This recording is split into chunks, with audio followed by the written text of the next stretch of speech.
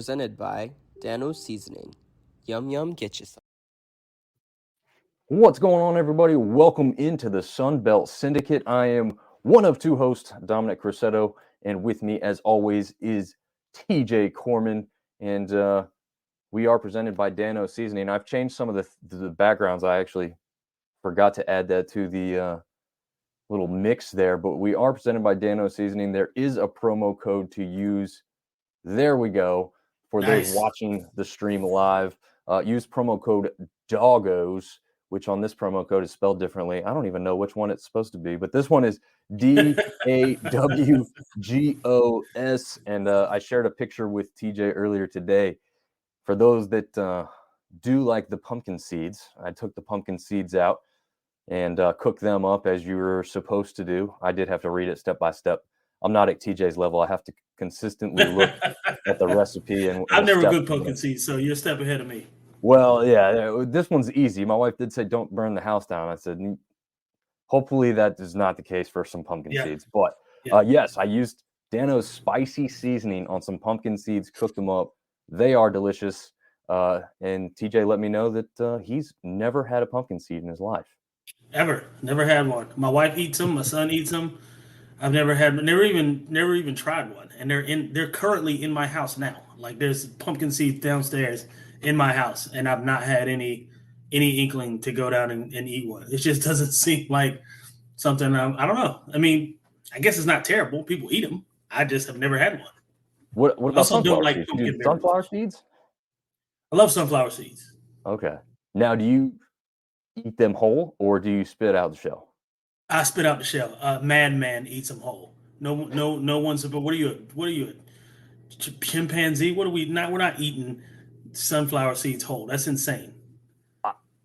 I don't eat them often, but I eat them whole because I'm not dealing with the whole spit. Wait, so you chew a whole shell and swallow it? Yeah. That is insane. That is nuts. That's what you do with a pumpkin seed. No, bro. No, that is insane behavior. I've never. No. I'm not doing. TJ's gonna be looking for a new co-host for this show. Oh man, yeah. So I didn't grow up with the baseball like other people did, and I never got the talent to spit out the shell without losing the seed. So I just said, screw it, I'm eating the whole thing. Oh my God, that just seems crazy. To my credit, I don't do it often. I don't do sunflower seeds very often. It's not really a snack I'm picking up purposely very much. But yeah, when I do, it's good. I tell you what, unsalted. Well, I say unsalted, lightly salted is good for weight loss because it satisfies the hunger. Sunflower seeds, obviously, never gets you. It's never going to get you full, right?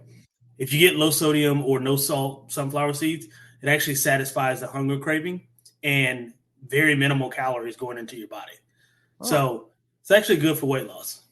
No, you know what's not good for weight loss is the peanuts in the Coke. You ever done that? Peanuts in Coke? Yes, I have done that, and it tastes amazing, and that's why you can't keep doing it. Yeah, speaking of weight loss, that's the other direction for sure on that one. Yeah, absolutely. I'll be honest, I didn't even know about that trick until I came back to North Carolina from living up north. I was going to say it's a southern thing. Yeah. We do it. It's done a lot down here. Get your Pepsi, throw some salted peanuts in there, and you're winning. Yeah, so it's Pepsi over Coke, right? Is that what the thing is? Coke, Born in the Carolinas, man. Come on, Pepsi over Coke. Makes sense. I'm not a big Pepsi guy, but I like a Pepsi every now and then. So yeah, I don't drink a whole lot of dark sodas, period. Yeah, that's true. I'm the same way. I'm a Mountain Dew guy. I know I shouldn't be, but yeah, that's well. Yeah, I'm not gonna judge your life, but that's Mountain Dew is a lot. I drink one like maybe twice a year when I need it. But twice a year, I beat you in like a day. But I'm trying to remedy that, so we're working on that. Hey, everybody's got their vices. Could be worse. Yeah, there we go. Speaking of vices, one of TJ's vices is watching a ton of football, and we are about to get into the clip breakdown as we look at a couple of plays from last week. So let's get into that here in just a second. Go!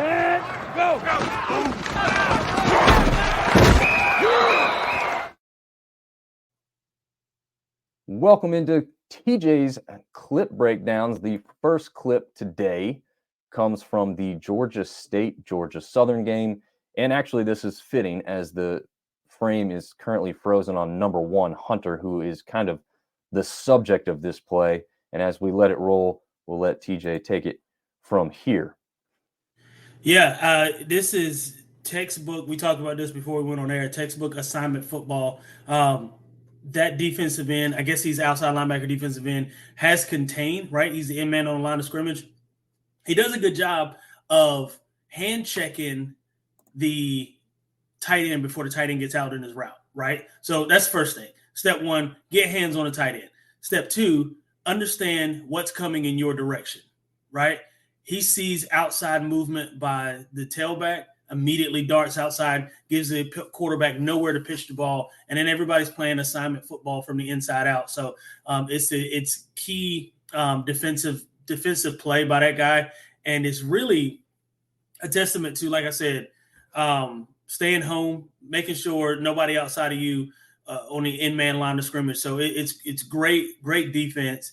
Like I said, take one step across the line of scrimmage, check for outside movement, immediately dart to the outside, give the quarterback no place to pitch the rock, and then everybody else does their job. So great design. Again, shout out Coach Elliott. I will shout him out every chance I get because I love him. But shout out to, even though this game did not go the way you and I thought it would, this was pretty painful for Georgia State. Yeah, I thought we'd have a lot of points, which kind of we did, but it was all one-sided. Yeah. So somebody two things on this. It was your favorite style there, where he had his abs showing. Your favorite, Ezekiel Elliott. Yeah, but the other thing I'll ask you, I guess, we didn't talk about this earlier. Let's say that was the opposite side of the ball, and you've got Granger at the quarterback position. Right. I mean, do you think defensively that guy actually tries to jump in and make that play, knowing the quarterback is likely just as much of a playmaker as the tailback in this situation? Or is it really, I mean, you can, again, you speak to this as a player much more. Like, I'm thinking that if I'm there and I got a free look at the quarterback, the hell with the plan, I'm going at him, which I know is not right. But in this situation, it was brilliant because the tailback is much more dangerous than Bryn is running the football. So that you got that on your side. But could you explain that to me and probably the people watching, that what the thought process could be when you have like some guy who you feel is just as dangerous in that situation, if you're still kind of looking at it the same or not? Yeah. So, I mean, your mind tells you, man, like you said, I got a free shot on the quarterback, I should go take it. Sometimes your best play is not making the play, right? And going to, because again, if regardless of what quarterback it is, if you immediately go to that quarterback, the pitch read is there. It's going to happen regardless, and you're going to look silly because you're wrong. So yes, the thinking is, I got a free shot on the quarterback. Can I take it? And that's why I said hats off to him for playing assignment football, because 9 times out of 10, you get a guy who's uber talented that's maybe less, assignment oriented. He's going to go try to make that play, and he may make that play. He may not. He may get lucky. It could happen. However, the pitch is going to be there, and if you don't get outside contained, that he's literally walking in the end zone. So gotcha. I say that to say, he better play assignment football, or he might not be playing the next game, or at least the next down. It's a good point. We'll go with what you said from the players aspect. And guess who's joined the show? What's Our favorite up, Artie? viewer, Artie Cat. Hello, Sunbelt Syndicate. Looking forward to the show. Calling Dr. Heinlein to Bobcat Stadium. Dr. Heinlein to Bobcat Stadium. Yeah. That one was a bit of a surprise for me. Yeah. We will certainly speak on that one here soon. But as far as the next clip is concerned, we've got a clip from the Marshall and Coastal Carolina game, which to me also didn't go as I thought it would. This one also had Jared Guest at the quarterback position, and he's going to make a pass here that TJ can elaborate on some of the play and what he's seeing here. Yeah, you got a trail route, basically. So it actually starts out as an out and up, but it ends up being a trail route. Now, I will say this, that outside receiver is either very slow or he got jammed up a little bit at the line of scrimmage because there's no way they're supposed to be that close. When we initially ran the play before we went on air, I was like, something's wrong. There should never be two guys in the same vicinity, running a route. But if you take a look at the bottom of the screen, he is kind of getting ridden down the sideline. But going back to the throw, it's perfect ball placement, right? The coverage is, I won't say a broken coverage because it's man coverage, right? He ran it out and up. Looks like the outside linebacker or nickel corner is reading that as an outside breaking route, but then he turned it up down the field and he creates himself a little bit of a pocket or a little bit of a window. And then it also doesn't help that the safety bites down really hard on that third inside receiver. Yeah. So a lot of things went wrong for Marshall on this play, but it was an excellent throw by the quarterback. Like I said, against man coverage, really any kind of out and up double moves are man beaters if you've got enough time. I say that, very lightly because we expected Marshall to not give Coastal a lot of time to throw the ball, in which case he should have been sacked. However, in this instance, great play call, great execution, and excellent throw. I mean, there's not a lot, I don't know how much was made up during this game of how well he was throwing the ball. But he really did an outstanding job. Guest did. I mean, 289 yards, 3 touchdowns, and only 1 interception. That's big numbers putting up. Yeah. So that was just a demonstration of how well he threw the ball, and he threw the ball well that whole night. Yeah, absolutely. Our previous guest that we've had on once before, Brandon Biscobian, who covers Coastal Carolina for us here at College Football Dogs, has said that he thinks there's some in the Conway area who think Guest could be a better quarterback in Beck's system, not necessarily a better quarterback than Grayson overall. Mm-hmm. But he is a throw. I mean, we saw last year Guest get some time when McCall went down.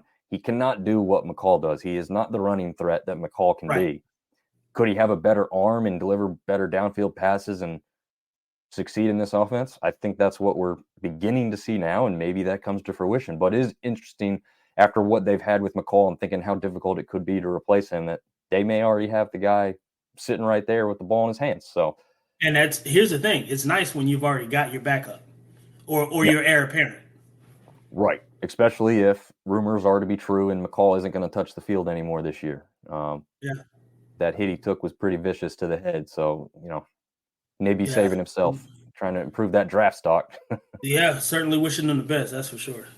Yeah, for sure. So the last clip here comes from the ODU James Madison game, which I think shocked everybody. I will say this, TJ, on the show last week, I did not have the confidence in this to say this, but as the game got closer, I had this weird feeling, and I said, JMU is on upset alert today. I didn't come up with the thought process.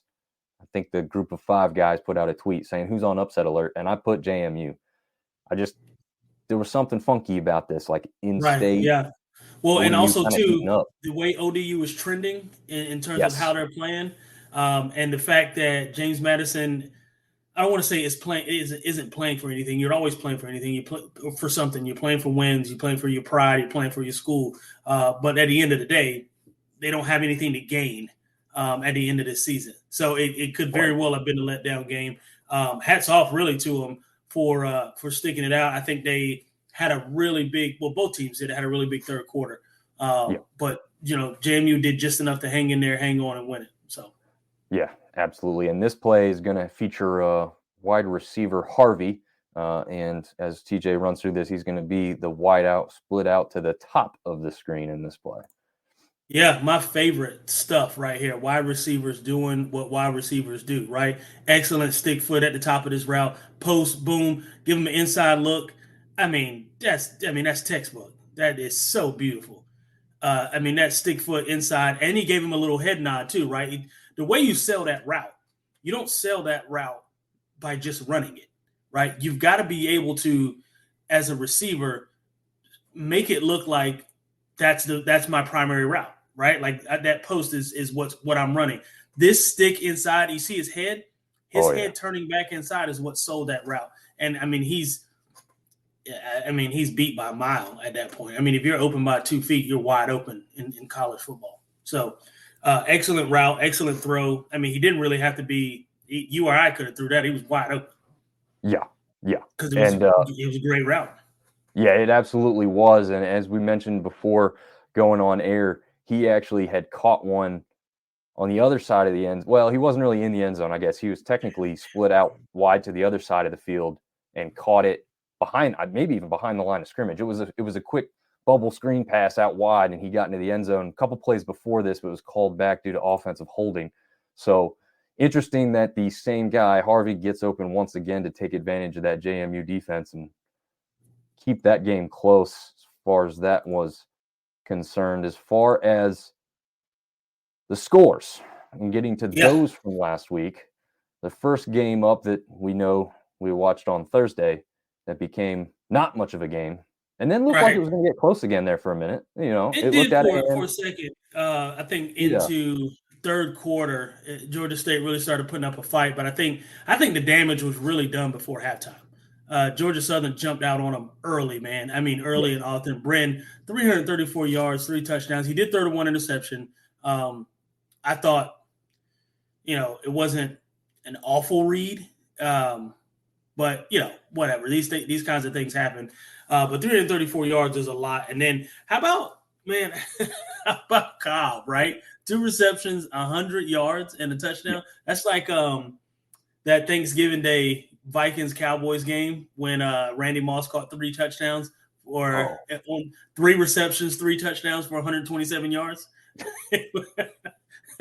That's what it kind of reminded me of. I was like, this guy is a walking touchdown. 50 yards a clip, that's insane. So, but no, Georgia Southern, they pounced on them early. I think they took the in-state rival a little more seriously than Georgia State did, and they were a little bit more prepared, in my opinion.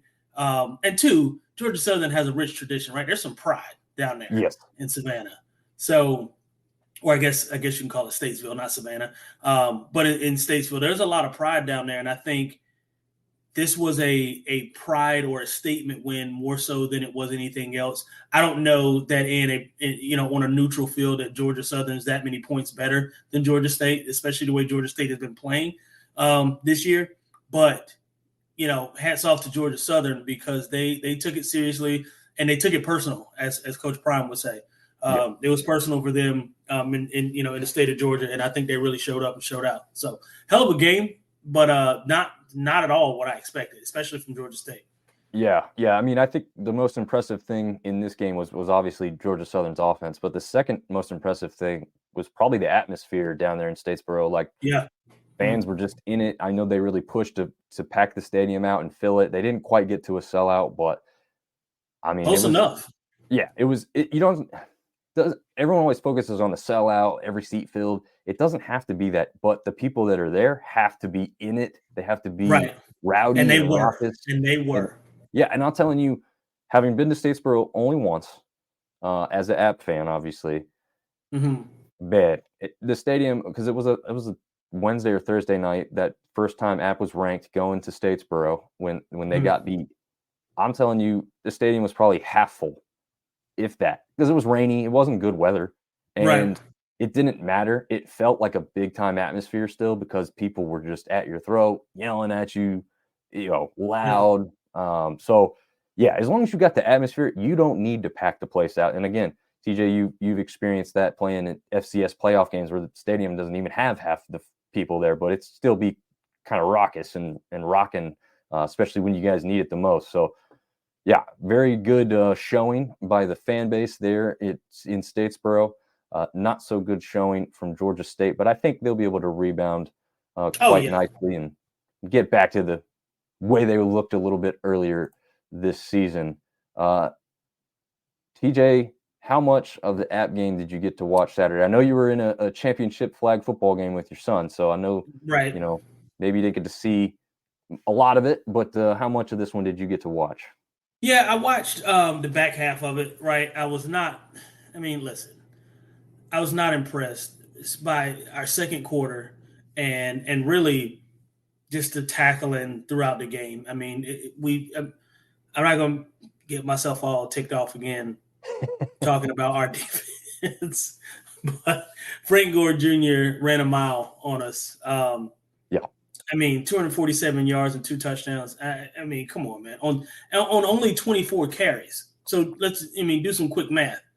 That's almost a first down. It is a first down every time you touch the rock. So, I mean, that's crazy. Yeah. So, I mean, there's a lot of work to be done. Happy we got to win. I'll say that. Aguilar, I mean, almost 400 yards passing is nuts. So there's one bright spot for us. But I never really worry about the offense. We're going to score points. Points is not something that I struggle with the offense when it comes to calling the game, and this is from a coaching perspective, calling the game when we're ahead or when we're behind.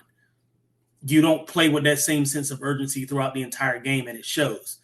When you play with that kind of sense of urgency on offense, you don't have to ever worry about being behind or playing keep away and those kinds of things. So, but 391 yards by Joey. He did a hell of a job. He did have the one interception. I can live with that, and then Horn doing what Horn does, 165 yards, 2 TDs. I mean, like I said, offense was clicking. Defense, 38 points to Southern Miss. Come on, man. That's nuts. That's crazy. So that's my synopsis. With how they've looked so far this year, it is a lot of points. It's kind of interesting because I don't think it's a great litmus test, but Will Hall, their head coach, had given up play calling duties going into this game. And, at first you're thinking, well, that was a brilliant move. I mean, it looks like it's successful, even though they didn't win. They got 38 points. They challenged for the victory.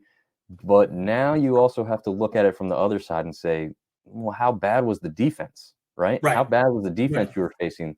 Was it really all that much of an improvement? So I thought, like, wow, it was a good move to make that decision and get the play calling duties taken from Will Hall, even though he hasn't relinquished them in quite some time with previous stops and last year being the head coach, obviously. But the defense was just as bad as it's been. And luckily, like you said, the offense really was the part that pushed them through. Again, it kind of like the game on Thursday night, the crowd in Boone was homecoming crowd, kind of the typical like come and go as you please crowd. So it was never fully packed at any one point in time. Right. But again, when crunch time came and they needed the crowd to get into it and get loud, the people that were there were doing so. And so it was still, to me, a very fun atmosphere, a very good crowd overall for the game. But yeah, I mean, it wasn't a whole lot of excitement throughout the whole thing because even though we were scoring, we were allowing, like, as soon as you kick the ball off within like 2-3 plays, they're right back at the end zone. Right. Zone, and it's like when we can't ever relax. As a fan, you can't ever relax. No. And that's what's annoying. That's what's annoying. It almost makes me, well, not really. I don't have the same needs as I used to have. I was going to say it almost makes me want to suit up and go out there and do it myself, but no. Yeah. And TJ, we got a comment question, well, both really, from Neil Higgins here saying, they keep saying fitting our gaps. When or how will we? Is it the youth? What say you on that comment there?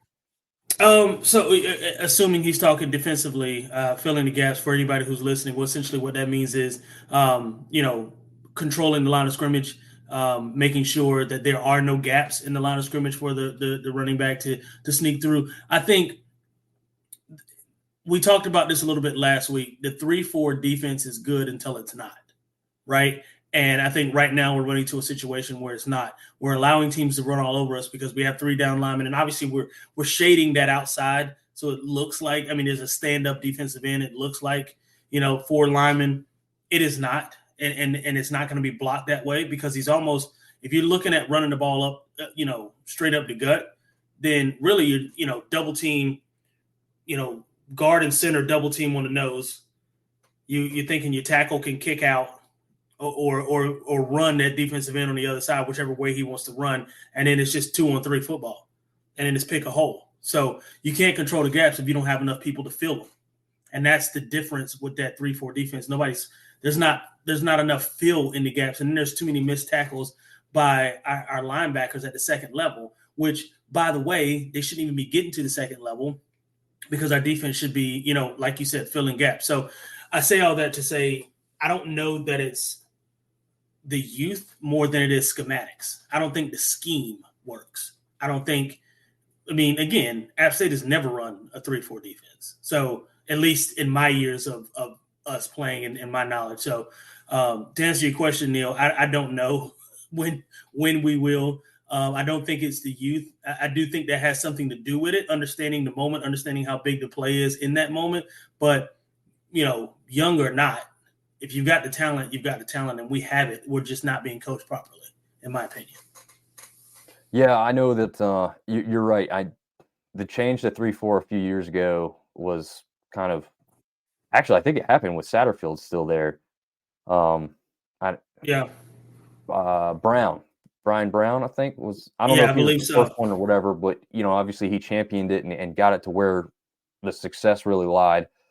But I wouldn't mind going back to a 4-3 after what we've seen here. I mean, you have to have an insanely good nose tackle to dominate two guys, like you said. There's two guys that are typically going to just be able to overpower him. Yeah, it's center and guard or center and guard, whichever way the nose tackle is shaded.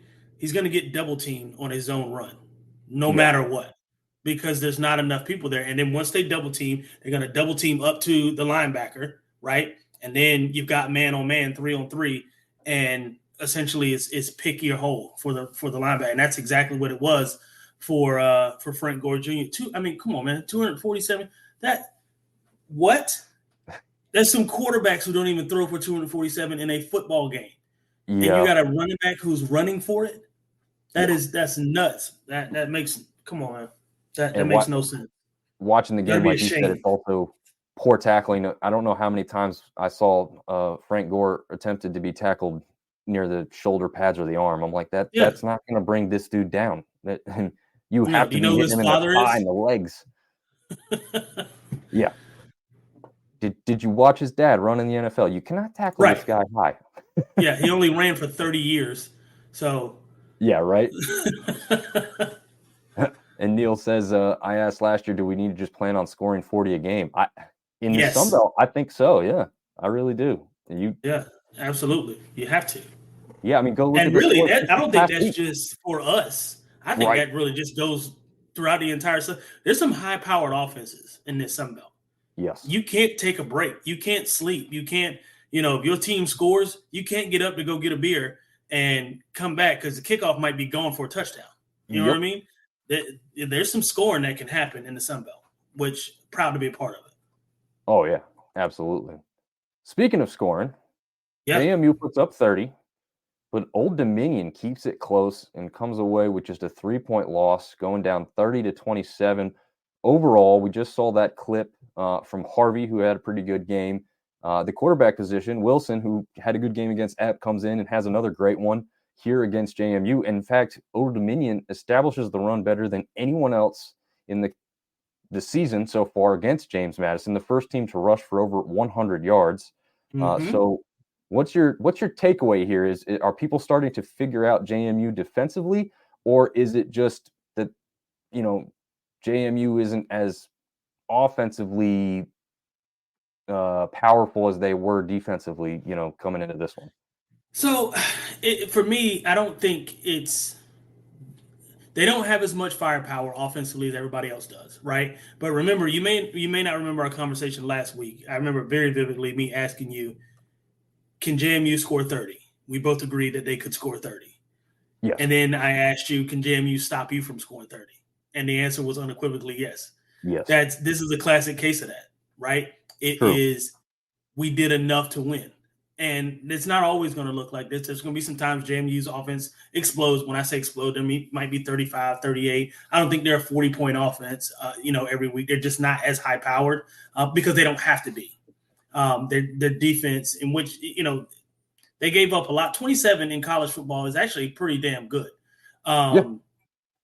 So, they didn't give up a ton of our defense, or I guess of offense from Old Dominion, but they did enough, right? They did just enough to win. And like I said, I asked you the question, can they score 30? Yeah, they can score 30. Can they stop you from scoring 30? And that's what's going to ultimately, I think, in my opinion, have them win out. Wow. I think they'll finish undefeated. That is a bold statement, sir, especially after what we saw this past week. Speaking of this past week, Big Ten backers giving me and you a little bit of a shout out saying Dom and TJ always bring the best breakdowns. Y'all called Old Dominion keeping it close. Of course, that's what they did. Also, if you can see when in the stream, I'm not sure how big it is for the people watching at home, these guys dressed up in Michigan garb when they went up to Wisconsin to check out the game in Madison. And they were like all over the Jumbotron. These dudes are just awesome guys that run their own podcast. So if you are interested in some Big Ten action, these guys are the guys to follow. Lots of interaction with fans before and after the game. They interviewed the dude who ran up and got the selfie with Caleb Williams. They interviewed him like right after, right there on the field. So yeah, shout out to Big Ten backers for watching the show, first of all, and secondly, giving us a little props there as they do a great job themselves and are now part of the college football dogs team as well. So we'll move on from that one. I'm going to disagree. I think JMU trips up somewhere, though. I don't see it, man. I don't see it. I mean, we're at week 10, right? We've got 3 more weeks of football or 3 more games left regular season. I got to look at the schedule. We'll see it at the end. We can go through it towards the end. I got to see where the trip up happens and with who, because the way they've been playing defensively, I don't see it happening. You don't think App State's got the Hell no. Hell no. Hell no. And as much as I would like for us, listen, our job on this show is to think with our heads and not with our hearts, right? True. We only know what we've seen and what our eyes tells us, right? Yeah. I love my alma mater. I absolutely adore Appalachian State, but I got to call it how I see it. And right now, I don't know. I think we have enough offense to outscore them because I don't think that they have enough of a high-powered offense. Problem is, if they play this possession game that they've been playing, run the ball, run the clock, we won't get the ball to be able to put up as many points as we can. So true. There's a lot that goes into that, right? If they play keep away, like they did it with Marshall, and they've really kind of done it all season. They let their run game kind of speak for it, and really there's no standout or breakout player that they have on offense. Everybody just does their job, right? And scoring 30 points is enough. So I would love to say App State will trip them up, will beat them. I don't know that I believe it confidently. I can't say it with my chest. That's for sure. Say it with your chest. I can't. Oh, man. No, I will agree with you. I wouldn't put a dime on it. No. But there's something in me that says, obviously vastly overrated Texas A&M team last year, but App State went down there and dominated them and didn't look like that the rest of the year. Right. I'm just saying they have what I think is the ability offensively to do something like that. But, we said JMU offense isn't a juggernaut by any means. Right. You don't have to be a juggernaut to beat this App State defense right now. So that would be, to me, that's my point. Struggle. You're a couple missed tackles away from breaking one for 40 on us. Yeah, that's true. And Neil chimes back in and says, I called App beating them. Well, I mean, I'm hopeful. I hope you're right, Neil. I hope so. I wouldn't put a dime on it, but I will be cheering for it. And maybe they're in person. I'm looking into that right now. But Montreal, what's up, man? Montreal must think it's funny that we think App stands a chance. Is that what I'm gathering here? So Montreal Miller, he played outside linebacker for us at App State back during my years. I think he's a year younger than I am. Okay. So he real good player for us on defense and on special teams. So shout out to Montreal. Thanks for tuning in, bro. Nice. Yeah, we appreciate that, Montreal. Maybe we'll have to get him on the show as well, TJ. Absolutely. I'm sure he would. Players for sure. For some defensive looks. Speaking of defensive looks, yet again, Sunbelt not showing the best of defenses here as Arkansas State beats ULM 34-24. And I think, if I'm not mistaken, TJ, we both picked ULM to actually win this game, right? I was going to say, did we call ULM? I think we did, and we were wrong, which happens. Of course. Actually, I shouldn't say that. You nailed like every game the other week because I went back and read through to give you the credit on pretty much your description and pretty much how it happened. So you were Right. really spot on. So I will say I did call the JMU game last week for this week, so I am happy about that's true. them scoring 30. So Yep. You put happy the 30 about that. spot on it. I think Yep. that was the only thing I was right about. Yeah, well, I mean, that's what they say. They call it the Fun Belt for a reason because you never know who's going to beat anybody on a given week. And this game here is a perfect example of that. I mean, I don't think we weighed ULM that much better than Arkansas State, but I think we both thought they came in hotter and better at the moment to take care of Arkansas State there. And obviously that didn't happen as we saw that well, actually, Murphy was the best quarterback statistically, which, I think he was the one that got the start because, oh man, I'm going blank on the other kid's name. Me too. While we're thinking of that, though, I will say this. You did say, and I will give you credit for this, you called ULM, but you did tell me that you would not be surprised if Arkansas State pulled this off. But ULM had some positive momentum going into this game. So I think neither of us are surprised by the outcome of the game. I do think it's 10 points is a little more than what I would have had expected for either team really winning. Right.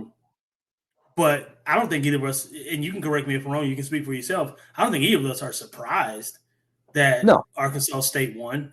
We just picked ULM. Right. Yeah, I think this was kind of more of a coin toss game. Right. I mean, I would never have put any money on this one because I don't trust either team, right? I mean, I think that's the bottom line for most people across the country right now. Even as people in each fan base probably didn't trust their own team to win this one. They hoped they would win it, but I don't think anybody was putting a couple $100 on this one with any confidence. I would hope not. But as we talked about the local North Carolina guy, Jalen Rayner out there, Arkansas State, he didn't have a massive game by any means, but obviously did enough to get it done for the Red Wolves out there. And, or down there, really, I guess I should say. Although, Arkansas State really isn't that crazy far from Monroe. They're probably the closest two teams to each other in the current Sun Belt alignment. Arkansas State kind of out there on an island, and ULM's not that much further away from them. Overall, I mean, not a ton to say on that one. Like I said, got some playmakers at some positions. I think that's what we pointed out was like, is there any real reason to watch this game, right? They're not battling for anything. And it was to watch people in the playmaking positions because they've got a couple of those guys on each side of the ball. And obviously that's evident with a 34-24 final. Moving on to a game that I think TJ called correctly and I called incorrectly. The Raging Cajuns of Louisiana beat South Alabama Jaguars 33-20. You've always been kind of high on the Cajuns, and obviously you can see why here in this game as they beat, what was the favorite in the West Side coming into the season. What's your takeaway from this one as the Cajuns take down the Jags? Yeah, I think the game was won for Louisiana in the second quarter, right? I think they did enough in the second quarter to kind of put it away. It reminded me of one of those games where a team gets punched in the mouth a lot really early, and it knocks the fight out of them. And now I say that, South Alabama did have a really, really good third quarter, right? They came back out and fought really hard. Exactly.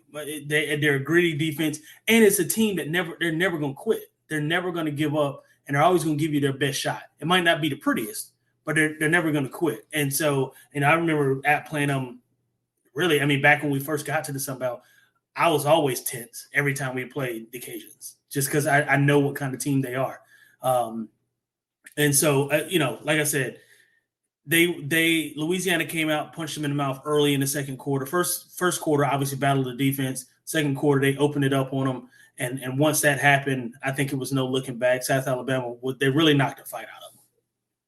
Yeah. Yeah, I think it's funny how many parallels to me, both in like previous championship years, whether they won it or not, they were there. And now with where they're both at the mirror image between kind of Louisiana and App State right now is like they were kind of the perennial favorites to be in the championship game for about 3-4 year span. And now, head coaches have changed, some players have left, and now they're both kind of regrouping and rebuilding a little bit, but they're always right there. Like you can't ever count App or Louisiana out of any game. It doesn't matter if they're going to be in the championship or not. You still don't want to play these guys at any point. I was going to say they're going to be good enough that they can beat anybody they play. Yeah. Yeah, and we saw what South Alabama did to Oklahoma State earlier in the season. Again, a little bit of a lesser Oklahoma State team at the time, but we could see what they're capable of, and Louisiana still goes out and beats them 33-20 in this one. From one of the other surprise game of the week for me. Yeah, Coastal taking Marshall to the woodshed, I guess I should say, 34-6. I didn't see this one coming at all. I'm not shocked that Coastal won. But shocked with the score, I'd say. Right. And I was more shocked about the second quarter. First quarter, touchdown, field goal, that happens. Second quarter, I was like, what in the hell is going on? What is Marshall doing? I mean, they couldn't stop a nosebleed, man. And I was like, I don't, and again, I think we gave guests his props a little bit earlier in the show. I mean, 289, 3 touchdowns. He did have a 1 interception. But, Brown having 117 yards and 2 touchdowns, that certainly helps. I don't know that I think they did most of their damage in the air, but I think they kept it balanced enough to keep Marshall. I really just think Coastal had one of those all the stars aligning kind of games where, it just worked out for him. But that said, Marshall has looked way better than this. Yes. I mean, even against JMU. I mean, he looked great against JMU. JMU ended up winning, but they looked great against JMU. I don't know what the hell happened here. Yeah, and you think Ali probably still had a game going, and they just couldn't get him in the end zone kind of thing. I mean, he only went for 52 yards. 52, I think 52 yards, yep. I mean, if you can shut down Ali, you're going to shut down that Marshall offense. Fancher has his moments, but he's also prone to some mistakes. It's kind of the tell of the Sun Belt quarterback positions. If they're not the elite ones at the very top of the 2 or 3 of them, you've got a lot of these guys who could be superstars one week and have a flame out game the next. And that's obviously what happened here for Marshall in this one. And Coastal, to their credit, continues to just kind of slowly creep up and get better every week. I mean, they keep knocking on the door, and eventually, hey, don't forget about us. We're still hanging around. Yep. And it looked like they were going to be down and out early. I mean, they take those 2 conference losses early to start back to back. Yeah. Mm-hmm. Yeah. And now they're still in the thick of things, obviously with JMU not being eligible. They just got as good of a shot as anybody else. So we'll see if they can keep it rolling as we get going. And then the final game of the week that we had here, well, not time-wise, but anyway, Troy takes down Texas State 31-13. I knew, and I think we talked about the fact that Troy was going to come in with a powerful defense that could be very capable of slowing down, of essentially stopping this Texas State offense. However, I don't think I saw them only scoring 13 points. And I know Troy's offense is pretty good this year, probably better than last year. I don't know if I saw them scoring 31 either. What are your thoughts on this one? Yeah, definitely didn't see him scoring 31. I also didn't see Watson almost 400 yards, 398 yards. What was it, 2 or 3 touchdowns? 3 touchdowns? 3, yeah. Yeah, I mean, come on, man. I definitely did not see that happen. And I know Texas State is up and coming. I mean, and their record shows them better than what they or I guess however you look at it, better or worse than what they are in the Sun Belt, 2-2, 5-3 overall. However, I did not see. I mean, Troy's offense has been good this year. It hasn't been 31 points good. Yeah. And so, and we both thought that it was going to be a defensive game. I predicted this game to be a lot closer because I didn't predict Troy to put up as much of an offensive explosion as they did. I mean, they had, I think Barber went for 160 and a touchdown on like 8 or 10 catches or something like that. 10. Yeah. Insane. Yeah. So, yeah, I mean, every, catch was basically a first down. So, It's And as far as the Texas State side is concerned, Mahdi, I think we mentioned that name. 20 carries, is that right? 20 carries, 128 yards. 20 for 128, yeah. He wasn't kept in check at all, and they still only scored 13. I mean, that's kind of crazy to me, that he's not even getting a score on the ground there. Yeah, well, I think too what ended up happening with Troy was more of a bend but don't break. It reminded me of one of those old Bill Belichick defenses where they let you go up and down the field 20-20, right? In between the 20s, you can do whatever you want. Once you get in that red zone, it's a bend but don't break. We're settling for field goal kind of thing. And I know for a fact that's what happened with this Troy team. I mean, they gave up one touchdown, but then the rest were field goals the rest of the game. So. And Artie Cat says, biggest game in 2 decades for the Bobcats, and they blew it. You don't need Connor Stallions to know what plays they'll run. Well, Artie, you know our pain as App State fans as well then, because you see everything coming right at you, I feel like. Yeah, absolutely. Absolutely. 100% of the time. Yeah. At least 98% of the time, for sure. Yeah, that's very true. But that wraps it up from last week. But we are about to get into this coming week's action. But before we do that, we will hear from our presenting sponsor once again, Dano Seasoning. Promo code DOGGOS will get you a little bit off on your purchase there from Dano's website. And we'll be right back after a quick break. Yum, yum, get you some. Yum, yum, get you some.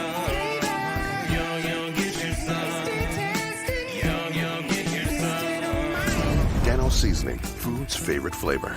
Yum, yum, get you some. I'm Joe Burrito, your favorite burrito. Whoa, whoa. Joe, hey. We all know you're the best. What? You can always do better. What you got? Try the new Dano's Hot Chipotle. Hey. Ooh, that's spicy. Yum, yum. Yum, yum, get you some. Great stuff. And again, great on pumpkin seeds, as I've just found out this week. So. Yeah, you learn something new every day. I should have made extra and taken TJ a little bag for him to try out. There's still time. There's tomorrow. Tomorrow's another opportunity. There you go. There you go. So TJ, going into this week, a huge matchup, Battle of the Belt. This is kind of one of the more original matchups across the Sun Belt landscape as South Alabama goes and visits Troy down there in Alabama. This one's tomorrow night, Thursday night, ESPN2, 7:30 start. We just kind of talked about South Alabama dropping one to Louisiana, Troy getting a great win over Texas State. Who's going to carry the belt? And to give you a little background knowledge for the listeners at home too, Troy has pretty much dominated this rivalry, as it's known, because they really. I was going to say, do you want to call it that? Yeah, for those that don't know, this is on par, if not further, than App State versus Georgia Southern or App State versus Marshall. Georgia State versus Georgia Southern. I don't think that one's at this level yet. But Troy has won 8 of the 12 matchups. No, 11 matchups. It's 8 and they're 8-3 against South Alabama all time. I think this matchup started back in 2012, if I remember right off the top of my head. So Troy's dominant, and they've won, I think, the last 5 matchups as well.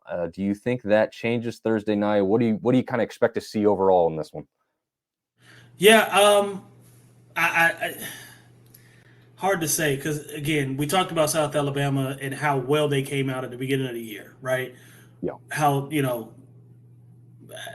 I was at a loss for words at how to describe them as a football team the first couple games of the season, and then they go into this dark place where I did not see them going at all.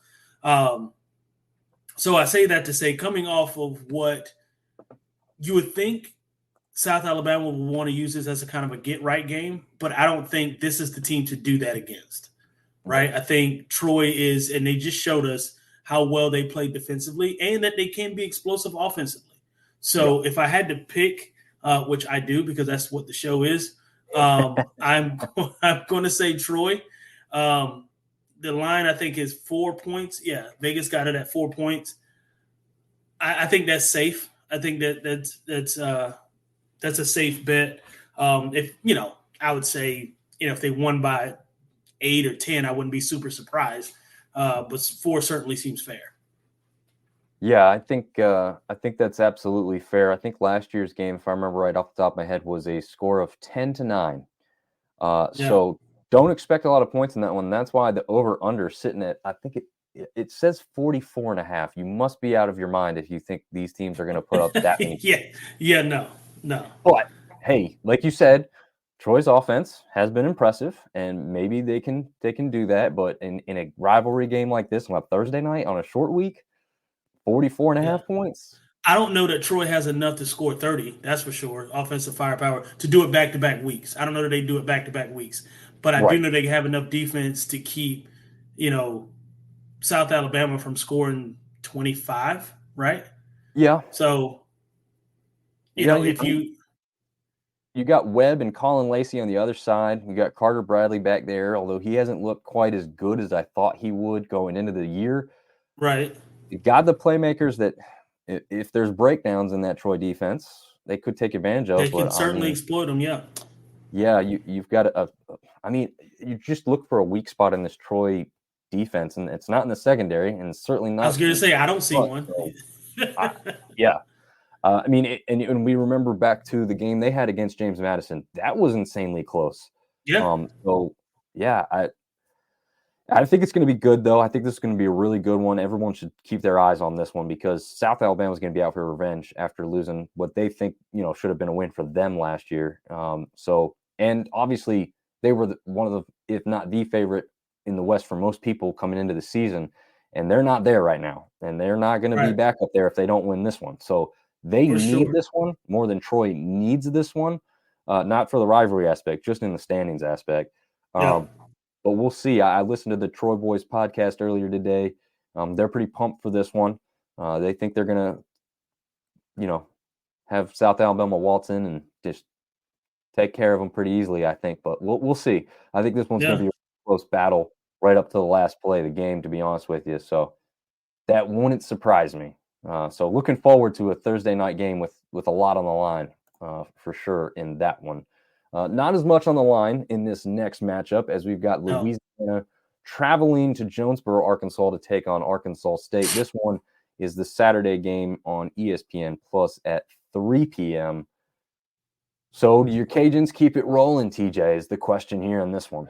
Yeah, I think they do. I think offensively, they're going to be too much for Arkansas State. I think Arkansas State, we talked about them last week as a team who, along with ULM, up and coming, right? They're going to be good in the future. They're headed in the right direction. They're just not ready yet.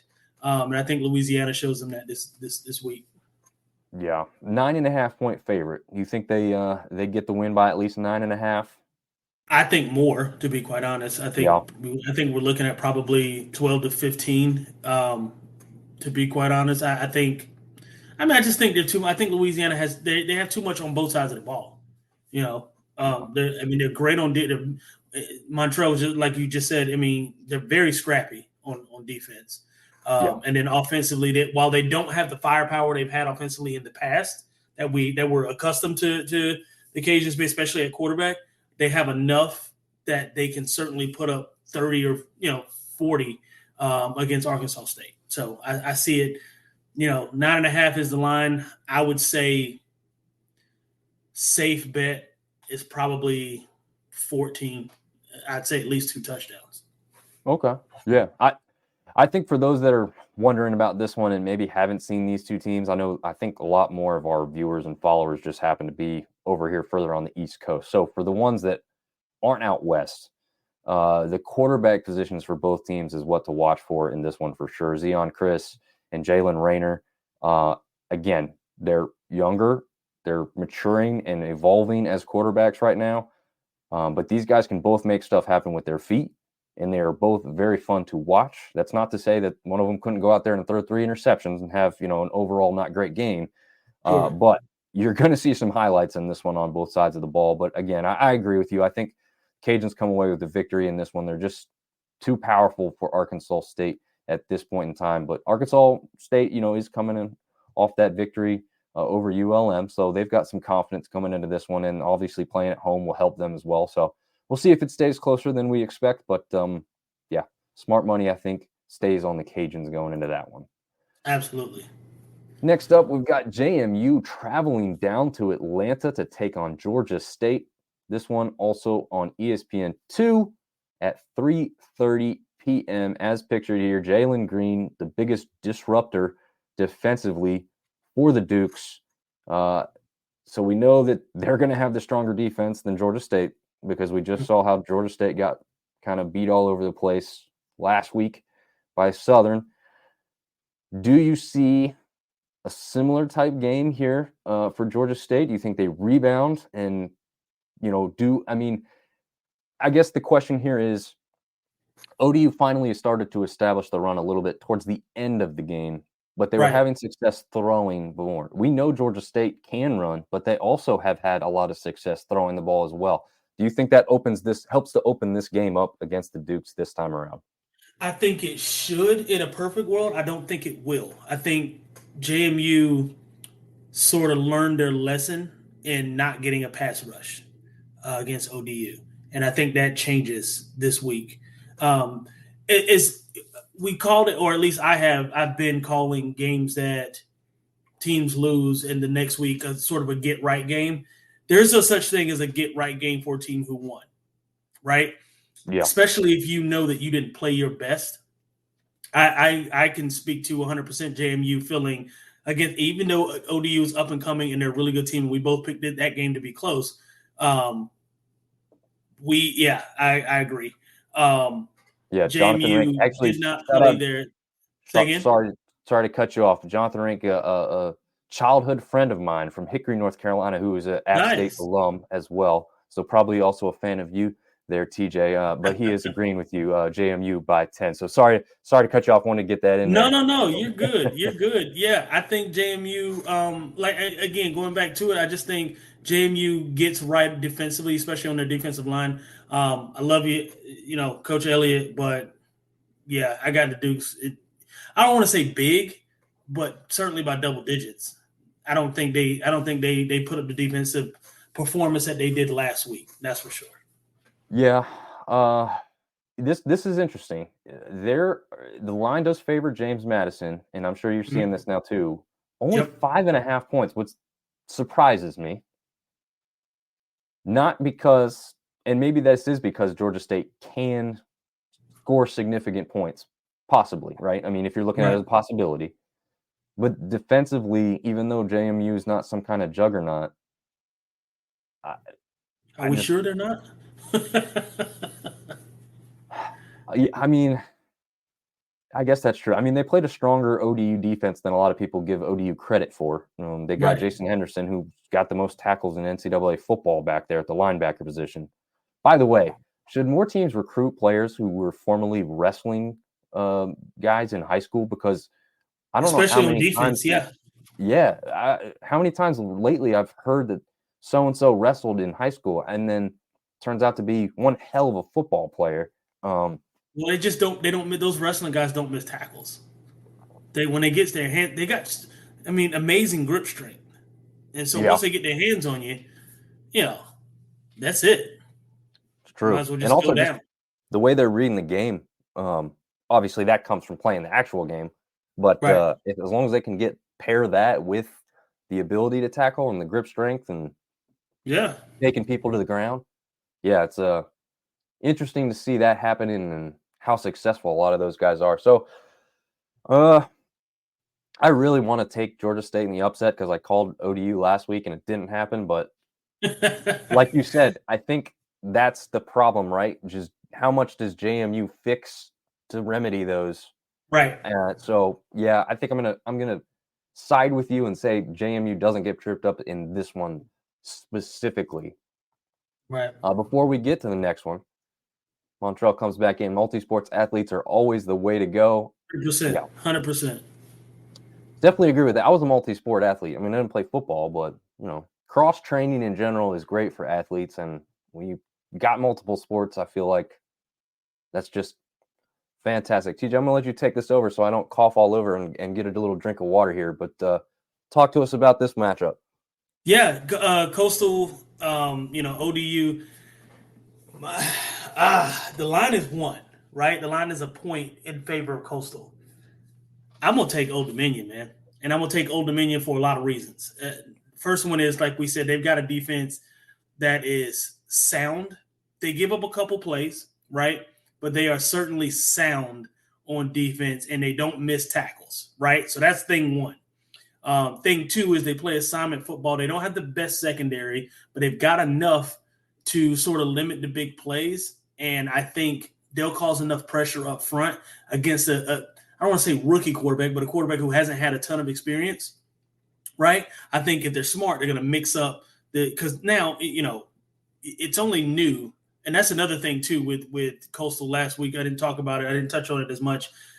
When you're a new quarterback coming into the system halfway through the season, there's not film on you. So we don't know tendencies. We don't know those kinds of things. So it's hard to prepare for.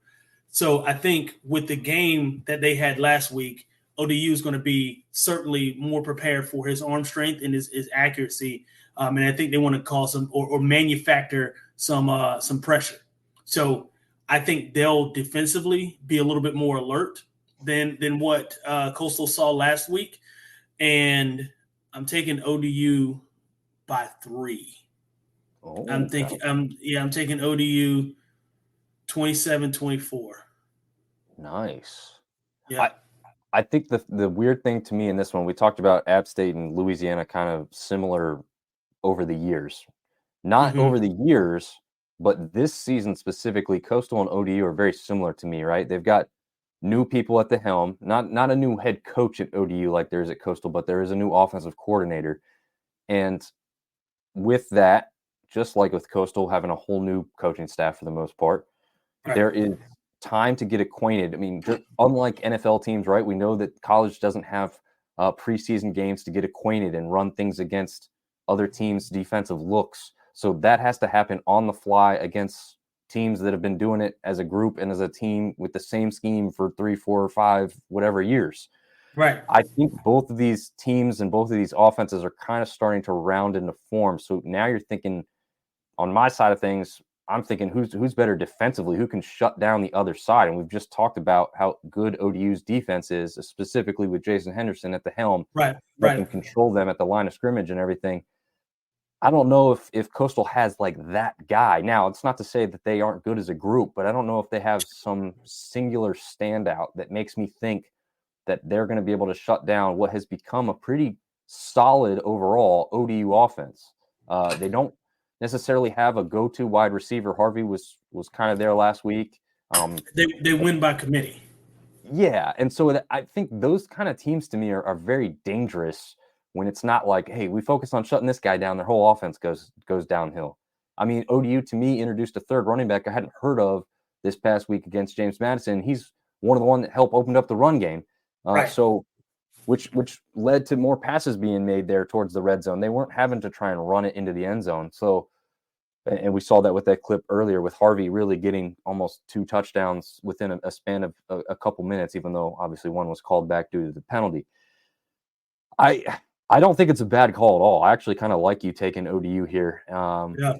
The only thing that scares me is ODU has had 2 tough, close matchups the past 2 weeks, and does that finally kind of catch up to them? Like, I know that they didn't win this last one against James Madison, but I don't know. That's the only thing that makes me tentative to me. This one's like one of yours from previous weeks, which is like it's literally just a coin flip. I'm not. Right. I'm It not could go either way, confident in and that's anything. why I picked them by 3 because I wouldn't be surprised either way. But I just think ODU and 2, location matters, right? Norfolk, Yes. Virginia is a lot different than Conway, South Carolina. You know what I mean? Yes. Yep. So yeah, man, I'm going to side with you. Mainly at this point, I'm doing it because the Monarchists were awesome hosting me up there at ODU, and Coastal's not friendly confines for us App fans. So I'm going to side with you for that reason. Somebody gave me the finger a lot at Coastal. I enjoyed it. It was fun. Love the atmosphere. I will tell you, Coastal's crowd is awesome.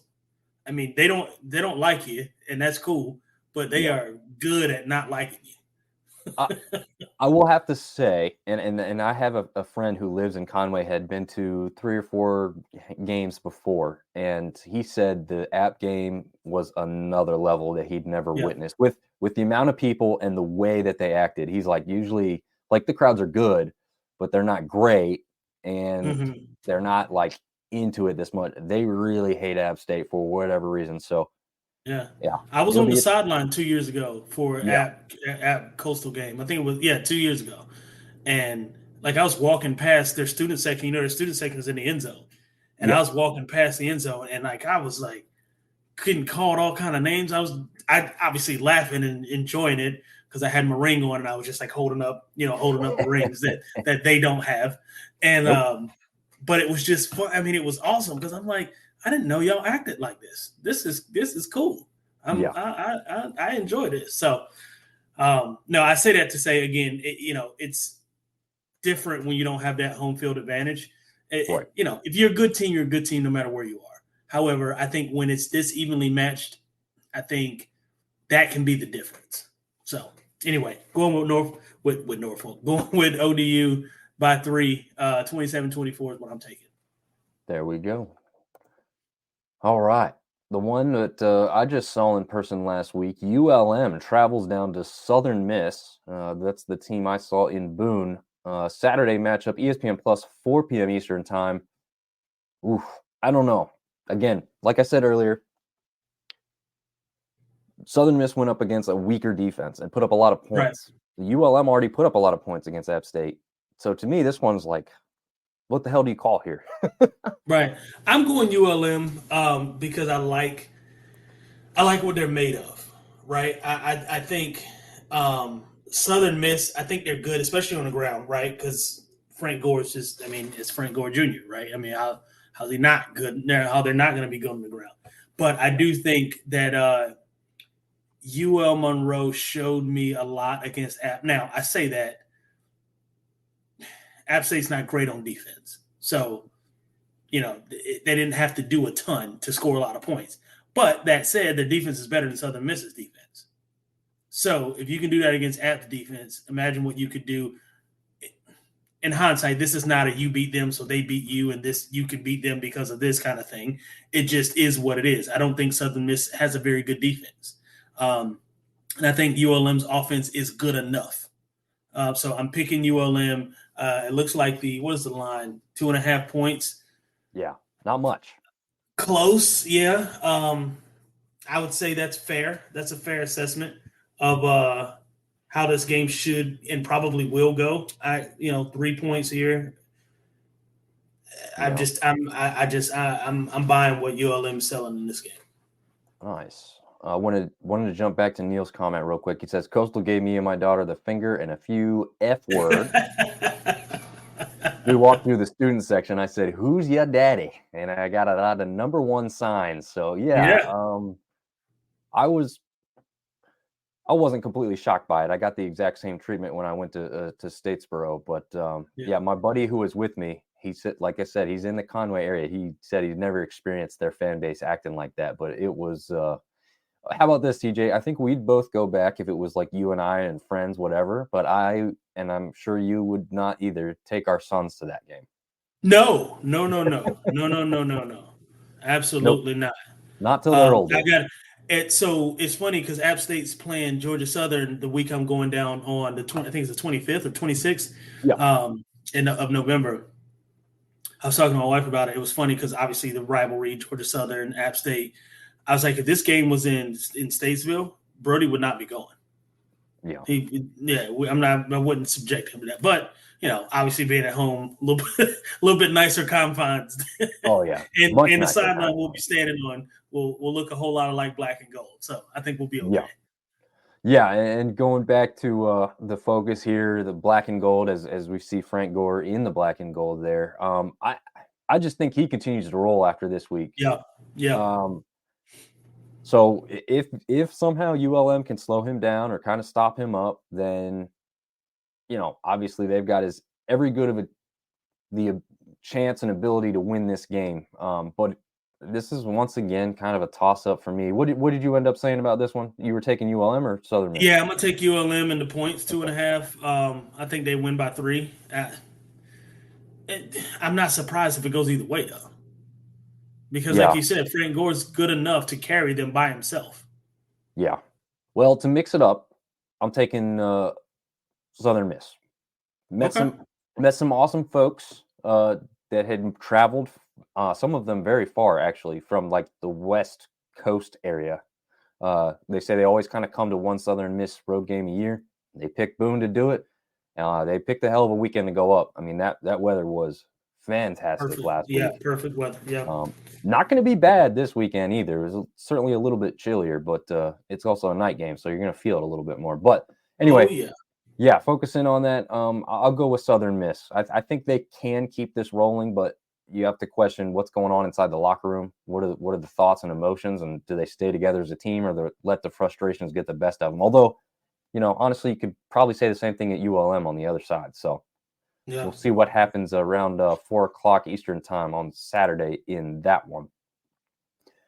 A big one here as the current number one, quotation marks, right? Because we know James Madison's up there not counting their wins. But the Right. number one team in the East, Georgia Southern, travels down to Texas State to take on the Bobcats. We'll see if Artie has something to say about this game and what his thoughts are. This one is Saturday ESPN Plus game at 5 p.m. Eastern time. As far as waiting on Artie to maybe chime in, TJ, what are your thoughts on this one? Yeah. Tough. Georgia. So it's not that going from Georgia to Texas is a long. I mean, it is a long commute. It's very long. It's about 15 hours. However, I don't know that it will cause them as much stress as it would a different situation. I think Georgia Southern pulls this out based on. I think they keep the momentum that they had against Georgia State because now that they know that they can do it. Cat says Texas State will be lucky if they win another game all year. I don't know, man. Like I said, if Texas State did win this game, I would not be surprised. I'm not picking them. I'm picking Georgia Southern just because I know what Georgia Southern is, and I know what they have been week in and week out. They're more consistent for sure than Texas State is. So my smart money's on Georgia Southern. I think, 2 points. Over under 70? Jesus Christ. They're thinking 35 a game. That's or 35 a team. That's a lot. That is a lot. I would, man, I don't know. I guess Georgia Southern's defense has not been great either. This last game, kind of aside from that, I guess. Oh man. Well, let's touch on what Artie said first. Not winning another game. You got Arkansas State on the roster, Artie. Come on. Yeah, man. You're going to beat Arkansas State. Yeah, you better beat Arkansas State with where you want to be. Any hint of pressure, and they crumble Louisiana, UTSA, and Troy. Yeah. That's fair. It'll be interesting, too, because I'm trying to think back at how much pressure they really brought the Panthers. I mean, the Eagles did against the Panthers on Thursday night. I don't think they brought a ton of pressure, though. Did you remember if they blitzed a lot in that game? No, I think he means pressure of the moment. I think he means pressure of the, you know what I mean? Because I think of those teams that they play that are big name teams, that they have a shot of winning and that should be good tests for them. They crumble under the moment. It's what I think he means, and he can clarify if I'm wrong. And he's right. He's right about that because you've got to be able to win some of the games people aren't picking you to win, right? It's one thing to win the games you should win, but you've got to, and that's what I was thinking. You got to win a couple, at least one or two of the games that you shouldn't. And Texas State has not been able to do that, and that doesn't – it makes me believe that they won't do it again because I only know what I see, and the only evidence I have, is what my eyes have shown me all year. And you've played well against the teams that you should have played well against, and the teams that are the test teams for you, you've failed. So, and I don't see it being any different against Georgia Southern. Except for Baylor. Yeah, but I mean, this is a very marginal Baylor football team at best this year. Yeah, not only that, but to prove your point against me right away, and you had a new head coach with a new offensive philosophy with a pretty much brand new team. So there was nothing that Baylor had on these guys that they knew that they had figured out. Zero. Right. They had to do it on the fly. Mhm. Now that there's been game film and they see how TJ Finley and that offense operates with Kenny at the helm there, yeah, maybe If they been go back and figured play out a them little bit. again, if they go back and play them again, I think Baylor wins it. Yeah, I think I could agree with that. But I think it's kind of, again, this is that Sun Belt thing. Like, this is one of those games that some people would be completely caught off guard by if Texas State ends up winning. But I wouldn't be shocked. I mean, if they do it, I think so. How about this? If Georgia Southern wins this game, I think they win by 10 plus. And it's pretty easy. Right. However, if Texas State wins this game, it's like barely. Like, it's going to be insanely close. Like, a field goal to win it by 1 or 2 at the end. Yeah, it feels like that kind of game. It's going to go, pretty heavily in one direction or really close in the other way. But I think, like you said, I'm sticking with Georgia Southern as far as smart money is concerned. That air raid offense that they're running there, but they're also still having success on the ground as they did against Georgia State last week. So just a dangerous offense to go against. And I'm not sure Texas State has the defense to match up well in this one overall. Got it. Yep, 100%. All right. This one, we've got Marshall traveling to Boone against App State. This one's going to be on NFL Network. It's a nightcap game for the Sun Belt at 6 p.m. Eastern time. So from the sounds of it earlier, no confidence was built in you from their win over Southern Miss. Is that kind of what I can gather from how your current feelings are on the App State program? Defensively, no. I'm not. I'm just not sold, man. Like, you can't convince me that we can stop anybody. I know we can score to the heavens, right? We can put up 50. Yeah. But if we give up 51, then what are we doing? You know what I mean? So I will say I'm picking App to win this game. Number one, for the rivalry purposes, I think Ali he scares the hell out of me this game, because I think if Frank Gore did what he did to us last week, Rasheen Ali might. Let me knock on wood, man. I don't want that to be the case. All right, I don't want that to be the case. But he may or may not have a field day, pending how well our defense decides we want to tackle. That said, they can't outscore us, right? I think we can score with the best of really anybody. I think the difference for me in this game is that it's at night. It's at 6:00 in Boone. It's cold. It's, even the daytime, the high is going to be 51. So you can imagine at night it's going to be about 39, 40 degrees. That's chilly. Yeah, I think you're right. I think I saw something earlier. It's going to fall into the 40s by the end of game easy. So I think that plays into our favor a little bit because, we're just, obviously we're built for it, built for the cold. But I'm doing a whole lot of buts and ands and ifs because I'm not terribly confident, man. I'm picking App, though, and the line is 3.5. I think that's about right. I think we win this game, but we win it close. But I do think it's a high-scoring game. I think both teams score 30 for sure. Yeah. There was a reason that I put Rasheen Ali as the lone picture here for this matchup, TJ. So I'm sure you picked up on that, and that's why you said what you said there on that one. And Artie Cat here says, if Marshall doesn't play permanent prevent defense a la Southern Miss, it could be rough for App State. Yeah. Yeah, although, I mean, let's look at last week. They scored 6 points against Coastal Carolina. Now, Coastal Carolina defensively is better than App State. So I was going to say, that's a little bit different defensive challenge. Yeah. Having said that, we saw what App did against Coastal, which was put up quite a bit more points.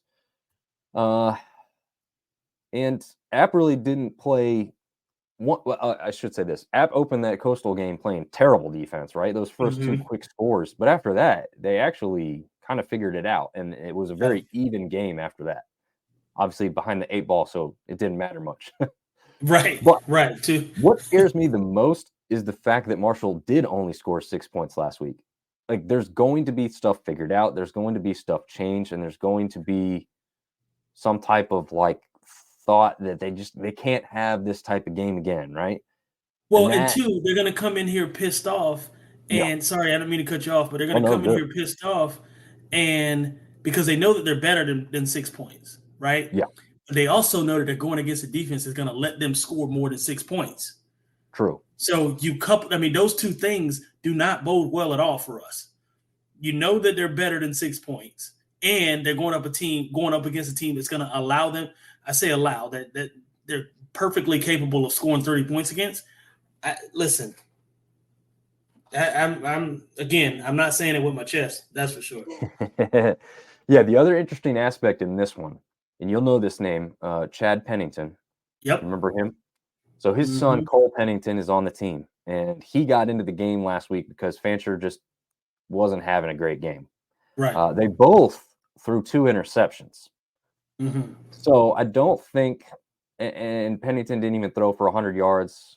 They both had very similar statistics overall. So it's not like he came in and supplanted Fancher as the starter. But it will be interesting to see if they do let him start this game. So I don't even think we know quarterback-wise who's going to be the starter, which, again, could play into their favor. However, like I said, I mean, combined, they threw 4 interceptions last week. So we're looking at a quarterback position that I don't feel like, even with a bad defense, can kind of take over the game. Now, right, if they're able to get the ball out of their hands quickly, and hell, if they could just let Ali run it all the time, then we're going to be in trouble. yeah.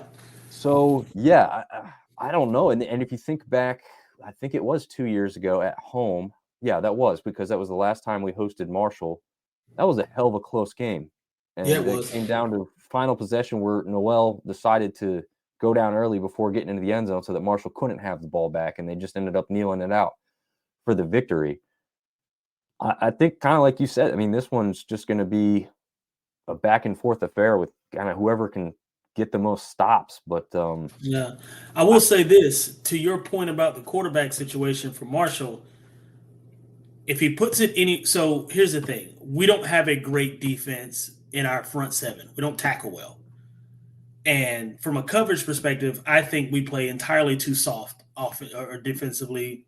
You know, allowing 5, 6, 8 yard cushions by our defensive backs. That said, if you put the ball anywhere near our DBs, they're picking it off. yeah, So we do have some opportunistic, especially at corner. We do have some opportunistic corners, and both of them have really good hands. So yeah, if like you said, if it's a game where we force them to throw the ball, I certainly think we can win. Not think we can win. I think we will win. I think we're going to win regardless. I think we need to win regardless. Let's go that route. But if it's a game where we make them throw the ball, get them behind the sticks, then we could very well run away with this thing, because I don't think either quarterback that they have is good enough to beat us throwing the ball 30 times. Does that make sense? yes, it absolutely does. Yeah, yeah. I think other easy way to say that too is like one side of the equation, the quarterback could really win you the game. I don't think it's on the Marshall side. Yeah. That is a fair assessment. Yeah, it'll be interesting. I'll be at that one. So we'll see it live and in person. But, man, I hope they keep it rolling. I mean, I'm thinking the atmosphere is going to start out great. It started out great against Coastal Carolina for that night game earlier this year, and this one's going to be a Saturday night game. I think the Rock's going to bring it as far as the energy and the atmosphere goes. Yeah. Hopefully they can keep it rolling because the team's playing well as well. Artie Cat says, bring the rush. You're going to have to. You're going to have to. You got to manufacture some pressure. We got to fill the gaps, and we can't let Rasheen Ali get a full head of steam running downhill at us. We'll lose this game every time. Yeah. And we did seem to get that rolling a little bit towards the end of that game against Southern Miss. So hopefully they stay aggressive defensively, and that can bode well for us there. That wraps it up for the previews of this week. So we had a question last week from some guy named Robert Crusetto. Never heard of him. Thanks, Dad, for sending in the questions. His first question here, TJ, as we kind of just think about this overall, how does NIL affect team depth?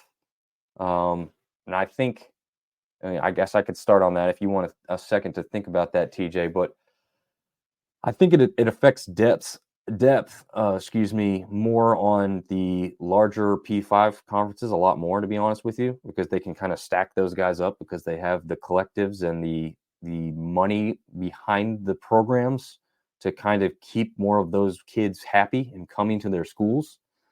I'm not sure if it necessarily is the biggest proponent of helping the kids out at the G5 level in general, let alone the Sun Belt. But maybe there's some donors out there at some spots where it could really help out, but I don't know. There's so much like movement, like the slightest thing can make one of these players change their mind, TJ, and you can certainly speak to that better about your experiences in the locker room and guys like not getting enough playing time, trying to go somewhere else, or obviously, quite a few times guys transferring into the program you guys had there because of the success. And is it based less on success now with the possible money aspect, or how do you think that kind of works out? So I think it's actually, in my opinion, sort of the opposite of what you said, right? In terms of how Montreal definitely could see a bunch of players wanting to play for Utah to get a truck. Yeah, we talked about that last week, I think, right? That's a fact. Well, and that goes to my point, right? So here's the thing, and I think about teams like Utah, I think about teams like Colorado, these up and coming teams that now I think the NIL sort of helps them in a lot of ways, because here's the deal, and we brought this up a couple weeks back when we were talking about NIL. You've got now a situation where I'm second or third on the depth chart at right tackle or wide receiver for Alabama. I know I'm probably not going to play until I'm a senior. Right. Why am I going to sit here now and wait to play? And no, I'm not getting in the endorsement money that those top guys are playing, because nobody knows who I am yet.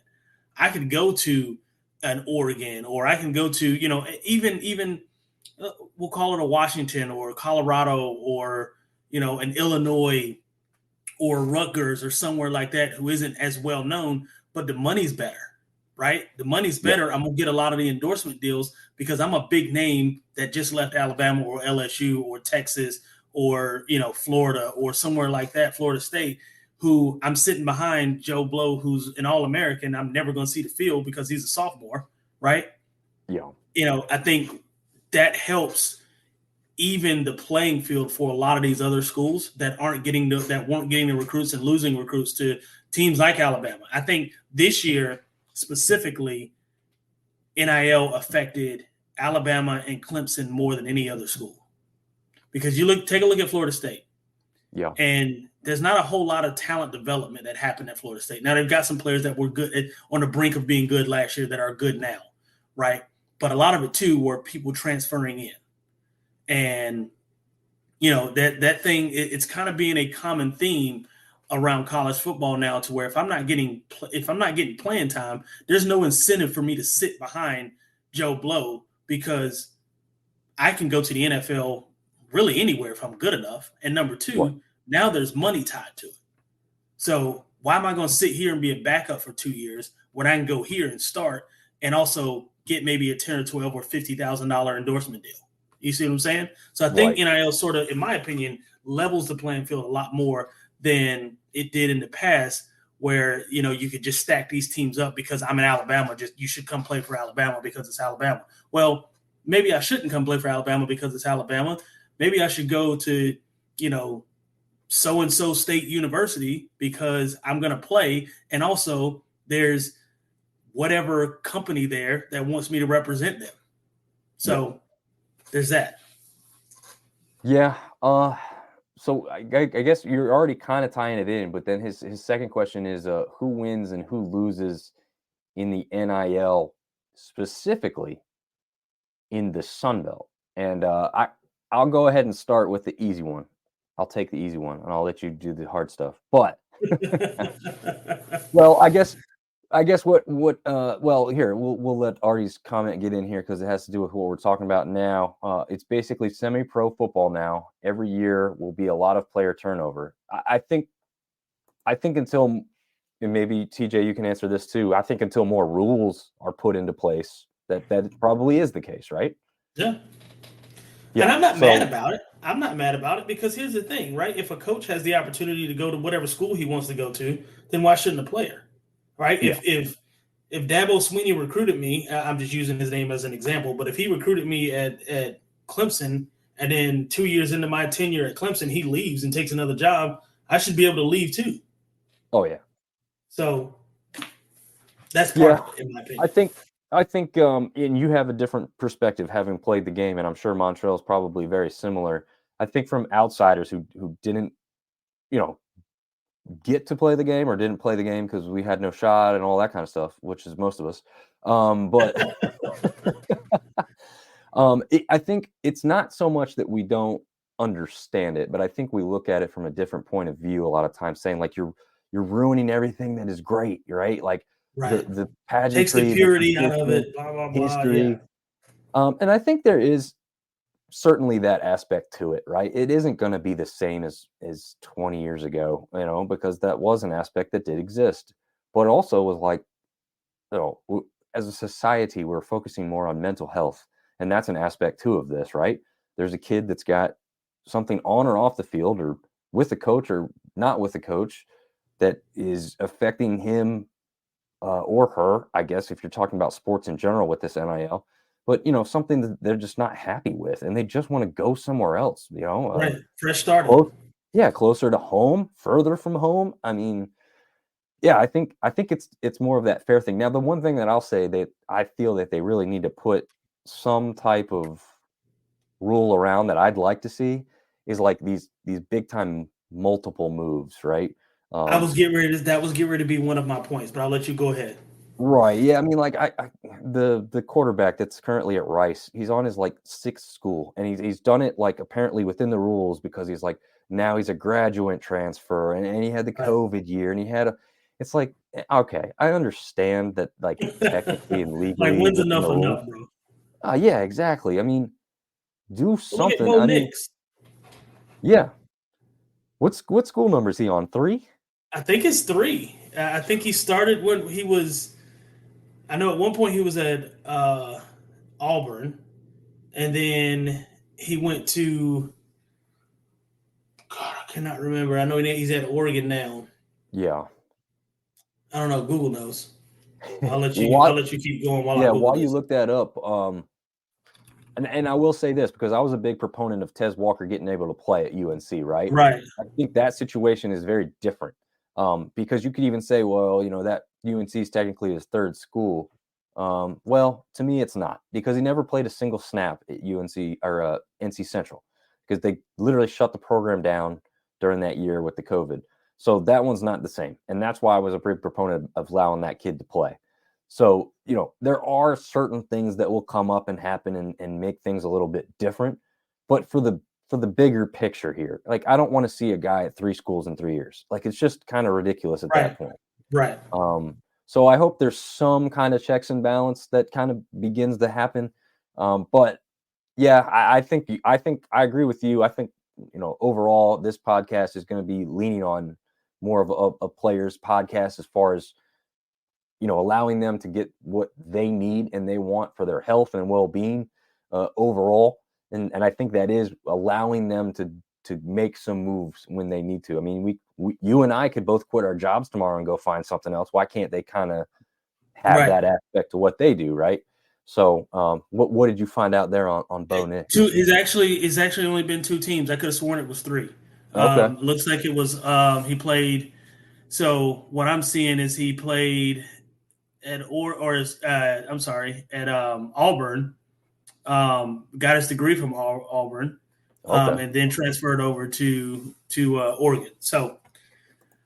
it just seems like he's been a lot. He's been in going to school for 6 years plus Frank Harris. It should be a doctor. Yeah, absolutely. 100% agree.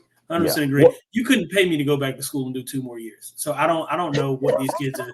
Yeah, I don't know what these kids are doing, man. Like, I get it. It's the love of the game. But at some point, you got to realize I'm not going pro if I'm here for – first of all, if you have to play for 6 seasons, you're not going to the NFL. Okay? So hang that up. Yeah. Hang that idea up. Secondarily, how much school is too much school, man? Like, I get it. If you're not going to be a doctor or a lawyer or whatever, at some point, it's got to be enough school. Like, that, enough is enough. Look, I'm all for a higher education and doing what you got to do, but at some point, man, the cutoff is the cutoff. And go home, start a family, do whatever you got to do. But we can't have any more Stetson Bennett's, bro. Stetson Bennett is almost 30 years old, and he's a rookie. Yeah. What is happening? Ridiculous. That's too much. So also, anyway, on the Frank Harris aspect, man, last year was his year to try the next level. Because he kind of came out looking like the best he's looked, and then he comes back for this season, and UTSA is not what they have been. Right. So, well, and my point is why? Why? I mean, what are you getting out of playing another year? I just don't understand that. I don't understand that. So I don't know. Again, I'm all for NIL, but I see it really hurting high school recruiting at the P5 level. If I'm P5 program, I'm just going to much easier to evaluate a good G5 player. Yeah, hey, it makes sense, right? Yeah, it makes sense. I can certainly see what Jonathan's talking about there, because, well, it's like you said earlier, you don't have to waste time developing some of these guys at that point, right? But I think, man, it's kind of a back and forth. It's more of the win now mentality versus long-term. I was going to say it's more of a free agent thing now. It's how many players can I get out of it? It kind of goes to the point of, let me go first, see who I don't have to develop. So to your point, not having to develop a lot of players, let me go see who I can get out of this portal who doesn't need a lot of coaching, and then I'll put these kids coming in on the back burner. Which, like Jonathan is saying, that does hurt recruiting, and it does hurt these young kids growing up or coming into the game. Now, that said, I will say this. For the young kids who are really, really good and are standout players, I think there's a place for them anyway. If you're good enough, you're going to play, right? Yeah. I think what NIL and the portal has done for somebody like me, because I wasn't a 5-star talent coming out of high school, it probably would have affected me a little bit differently, not based on my choice of school, because I went to Appalachian State, and NIL really doesn't affect App State and really these G5 schools as much. So I don't think that it would have really hurt me, but it certainly wouldn't have helped a guy like me, because I wasn't somebody out of high school that was ready to go right away. I played quarterback in high school, so I would have had to transition, those kinds of things, and just wasn't a like I said, 5-star recruit. So there's some ups and downs to it. There's some, different sides of the coin depending on how you look at it. But at the end of the day, you should get paid for your services. If you're older than 18 years old, you should get paid for the work that you do. And whether we want to admit it or not, the NCAA is a business. Yeah. This is at the end of it. They're worth billions of dollars, right? Yeah. And they're worth billions of dollars, not because of what they did, but because of what these kids are doing. There's a lot of jerseys that are being sold for $30, $40, $50 a pop. And these kids are day to day not even able to afford a chicken sandwich at Chick-fil-A. Right. That is what's criminal in my opinion. Yeah.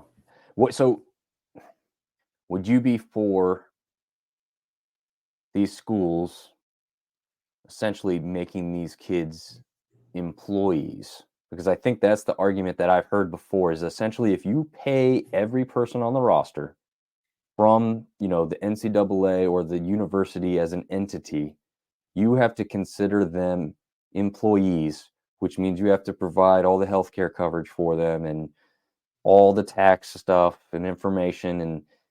And that's where a lot of people are saying that it should never get to that point because of all the other things involved, right? Because then if you're paying these athletes, you have to pay these athletes, and it should be the same or it should not be the same. And it's just a lot that kind of comes into it.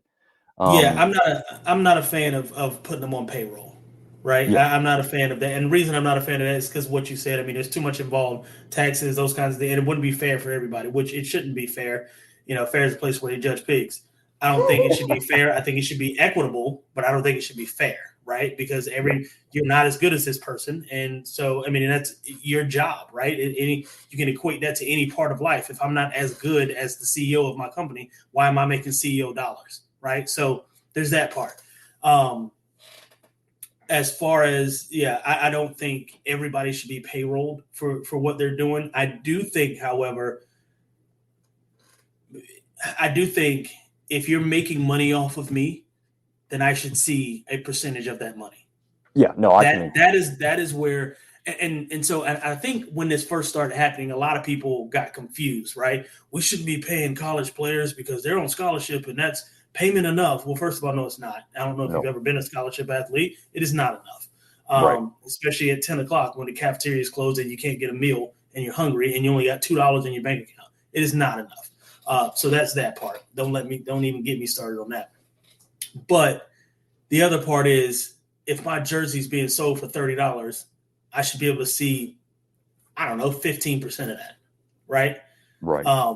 Or, the school's made $300 million off of our season this year, and the players who facilitated, like, I think of it this way, and I know we got to wrap up. We've gone way over time-wise. Yeah, but this is the stuff that people care about because they're getting a player's perspective, former player's perspective on your thoughts and feelings. I could talk about it all day. That's like these guys talk about. So they want to hear you.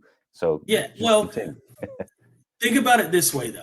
Think about what would happen if every college football player just went on strike and was like, nah, I'm good.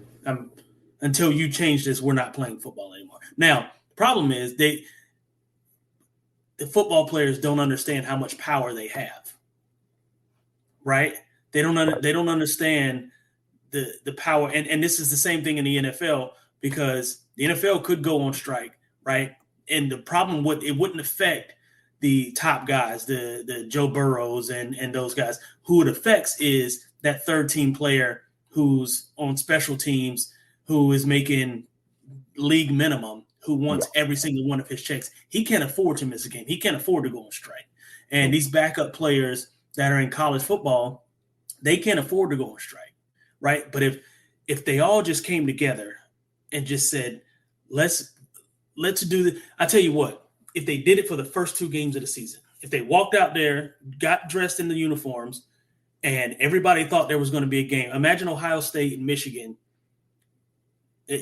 You're right, and that's for the NFL, for the NFL portion of it. But for college, imagine Ohio State and Michigan State or whatever, getting suited up, walking to the middle of the field, doing the coin toss, and then just turning around and going back in the locker room.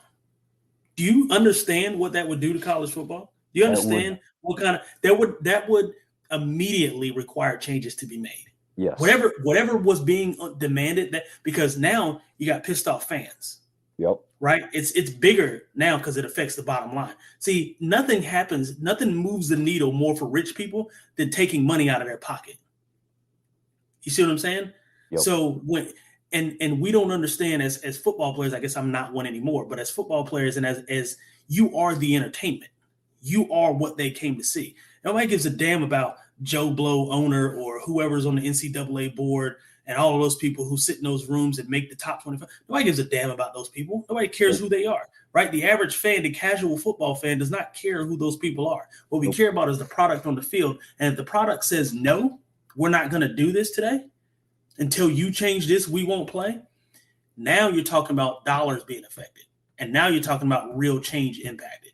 And that goes for anything. That's for any company, any entity, anything that you're doing on a larger scale. When you start affecting rich people's pockets, then you start affecting change. There is no punishment for that, because change has got to come. So anyway, I'm off my soapbox, but people in entertainment don't realize the power that they wield, especially organized sports. If they really want to make a change, and again, it's a huge sacrifice, especially when you're talking about NFL guys and pro guys who aren't making a lot of money. It is a very, very huge sacrifice, and I get it because you got families.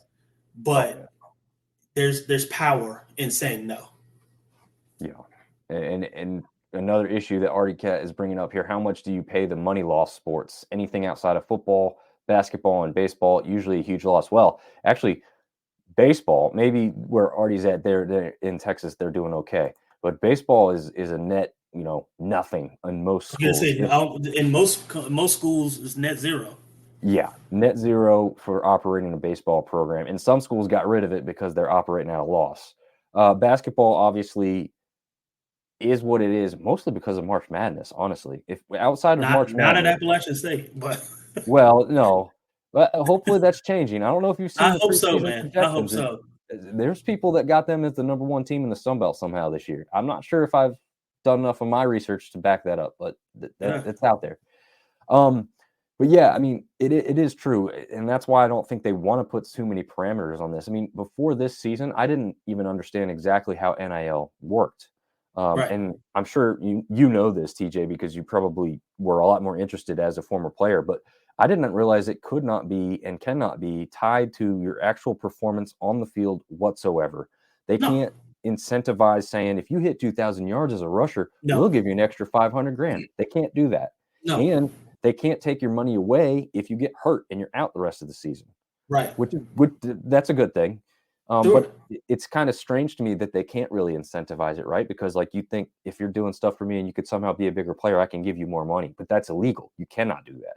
Well, and two, but if you think about it from a professional level, it's the same way, right? You get the endorsement deals that guys like Dak Prescott and whatever. I think Dak's got the Sleep Number mattress or whatever. He got that deal because of production he had in the past and because who he was, not because of the numbers that he's going to put up. It's not incentivized. It's not we're going to give you X amount more commercials or X amount more money because of you threw 4 touchdowns last week or whatever. The contract is the contract, and that's not negotiable based on your performance. It's based on previous performance and what you're perceived to the world, right? That's why Shador Sanders is worth $6 million right now. Yeah. It's not because of what he's going to do. It's because of who his dad was and who we think he is coming into the season. So, oh yeah, absolutely. And Jonathan chimes back in again. I worked in higher ed for 15 years. I can tell you with 100% certainty that college administrators would lose their ever-loving minds. I put the ever-loving in there. If football players went on strike. Thanks for the insight, guys. Well, Jonathan, thank you very much for tuning in, man. It's awesome to see you be a part of the show, and we really appreciate you chiming in with everything. And I think both TJ and I would agree on that. I think TJ probably knows enough people that work in that capacity that wouldn't know what to do with themselves. They would lose it, bro. The world, the entire United States of America would collectively lose their minds if Ohio State and Michigan went out and took center field, did a coin toss, and they said, well, this person's kicking off, whatever, this team's kicking off, and they collectively turned around and walked into the field house and got undressed. Do you understand what that could be? Listen, I'm telling you, and again, it's not convenient and it's not something that's fun, but if you want real change, that's the kind of stuff those are the kind of sacrifices that need to be made. Somebody's got to miss out in order for some things to get better. Every major media television camera would be pointed at that field until they found out what the next step was. CNN, Fox News. Yeah. Oh my God, it would still there wouldn't even be world news tonight on. Like there would be you wouldn't even hear about current events in your town. Somebody could have got murdered two towns over and you wouldn't even have known about it because that would be the headline. Yeah, for the next week and a half. Yeah. They would have effectively had those two things happen. That would have effectively changed the entire landscape of college football. Just those two teams alone. True. Absolutely. Right. 100,000+. Yeah, you got 100,000+ pissed off people who paid hundreds of dollars, especially if you're lower deck, hundreds of dollars to see a good football game, and they just walk out. They leave. Oh, yeah. Come on, man. Talking about people pockets hurting. Yeah, there's no doubt about it. So, okay, so we didn't really necessarily answer the question. I mean, we answered a lot of other questions, which was awesome. But is there specific teams in the Sun Belt? And so I'll lean on, again, an easy aspect to this. I think the teams, really, this is still a generalized group of 5 comment overall, but specifically Sun Belt here with the one I'm going to reference. A team like Georgia State, who's in a major media market there in Atlanta, they have one great season where like they go on a possible New Year's Six bid, or maybe they get the bid or something, and they have a quarterback or a running back and some crazy great defensive player, linebacker position or something. That is going to be rewarded a whole lot faster and a whole lot easier in those bigger markets where you have more companies with more eyes on those players. In teams and spots like Marshall and App State and Harrisonburg, Virginia with JMU, that's just not going to happen as well or as easily for those teams in those smaller markets. I mean, we've seen most of these teams do not have their stadiums named after big time companies or entities, right? Whereas you've got like Louisville, who's got everything under the sun named after, KFC Yum Center for the longest time. I think it's changed now, but I mean, just the ridiculous money that gets thrown at these bigger programs. So if you're in a major market, I think you've got a bigger advantage. I don't know if you've got something different or another team maybe that you're thinking about for another aspect, TJ, as far as like a specific to the Sun Belt type of answer for this one. No, I mean, I think you're right. I think it matters where you are. Teams like Louisiana, I think down in Texas State stands a better chance, assuming they do well, given, the scenario, the picture you just painted, for a team like Texas State. But apart from them, I mean, I say it like this, right? People go to G5 schools out of necessity because they weren't recruited by these P5s. I know for me personally, I was offered a partial scholarship to some Power 5 schools here in North Carolina, and my mom was like, "No, you're going to go where the full scholarship is," right? And so you go out of necessity, right? You're not offered from Florida and turn it down to go to App State, right? So I mean, the facts are just the facts. So I say that to say, if I'm in Atlanta, I don't know that I'm picking, Georgia State over Athens or over Georgia Bulldogs. So if you're good enough to go there, you're going to go there, regardless of where you live. So I don't think I think for G5 schools, I don't think the market matters as much as it does for the P5 schools. Right? Because, if I'm good enough to go play, and I've just used Alabama as an example. If I'm good enough to go play at Alabama, why the hell am I going to go all the way to Washington? Even though Washington's a P5, why would I go there if I'm good enough to play at Alabama? Nobody's ever going to see me play in Washington. You see what I'm saying? So the market is the market. But you go to the schools that you go to for necessity. If you're good enough to go anywhere, then you're going to go to the school regardless of what their surroundings are. It was a long time where people went to Virginia Tech because it was Virginia Tech. There's nothing near in or around Virginia Tech, which that's kind of hurting their program now. There's nothing in or around Georgia Tech, or I'm sorry, Virginia Tech. But if you're good enough to go to Virginia Tech, then that means you're also good enough to go to Clemson. So why am I going to pick Virginia Tech over Clemson? For Enter Sandman, of course. Of course. Which I will say this, that is a hell of an entrance. Yes. Especially at night. At night? Insane. Oh. Yeah, it's insane, bro. That's the thing. What really sucked is when App State played them, I actually got into the stadium a little bit late. We just didn't realize how long of a walk we had. So we like heard it and felt it, but it was also like a noon game. So I want to go for a night game to experience that live. Bucket list thing, chiming in with the still hoping for that first Sam Houston Bearcats win, playing FCS team this weekend. So, yeah, they should get it. I think they're right there on the cusp of getting a win in general. And if they're playing an FCS opponent, I think they'll come away with that. Okay, so we've talked about a lot of things. There's one less thing I gotta get your thoughts and feelings on. I bet I know where you're going. Yeah, I think you do. It's the team that you went up there and beat, but now there's a whole different thing going on. So thoughts on like how deep this goes? Do you trust what you're hearing?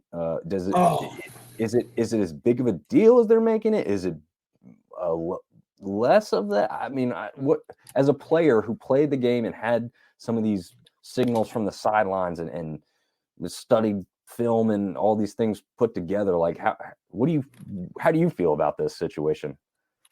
It's certainly an unfair advantage, right? You can't. So here's the thing. Sign stealing has happened in college football since the beginning of time. It just is what it is. But it happens on game day. You're not sending scouts. I mean, Connor going to these stadiums and dressing. I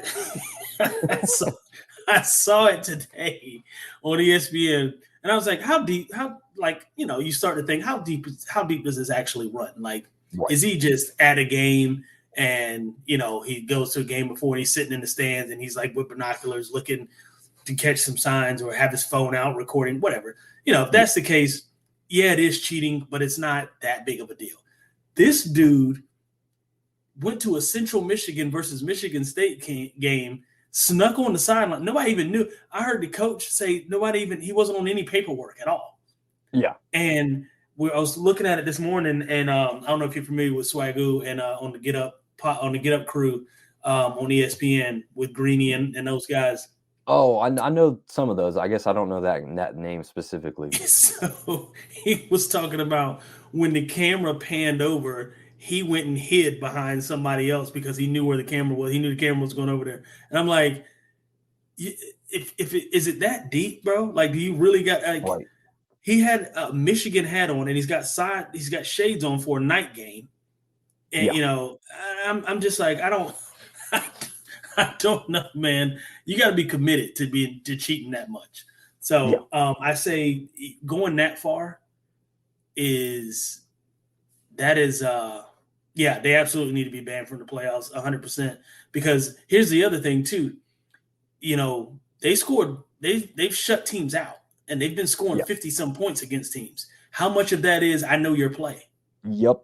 I'll speak on a little bit of that. I don't know if you've heard of this one specifically, but James Franklin, Penn State's head coach, was interviewed about this or something about Michigan in general. And a lot of those times, coaches are pretty careful about what they say, right? Because they're going up against someone else and so another person in conference.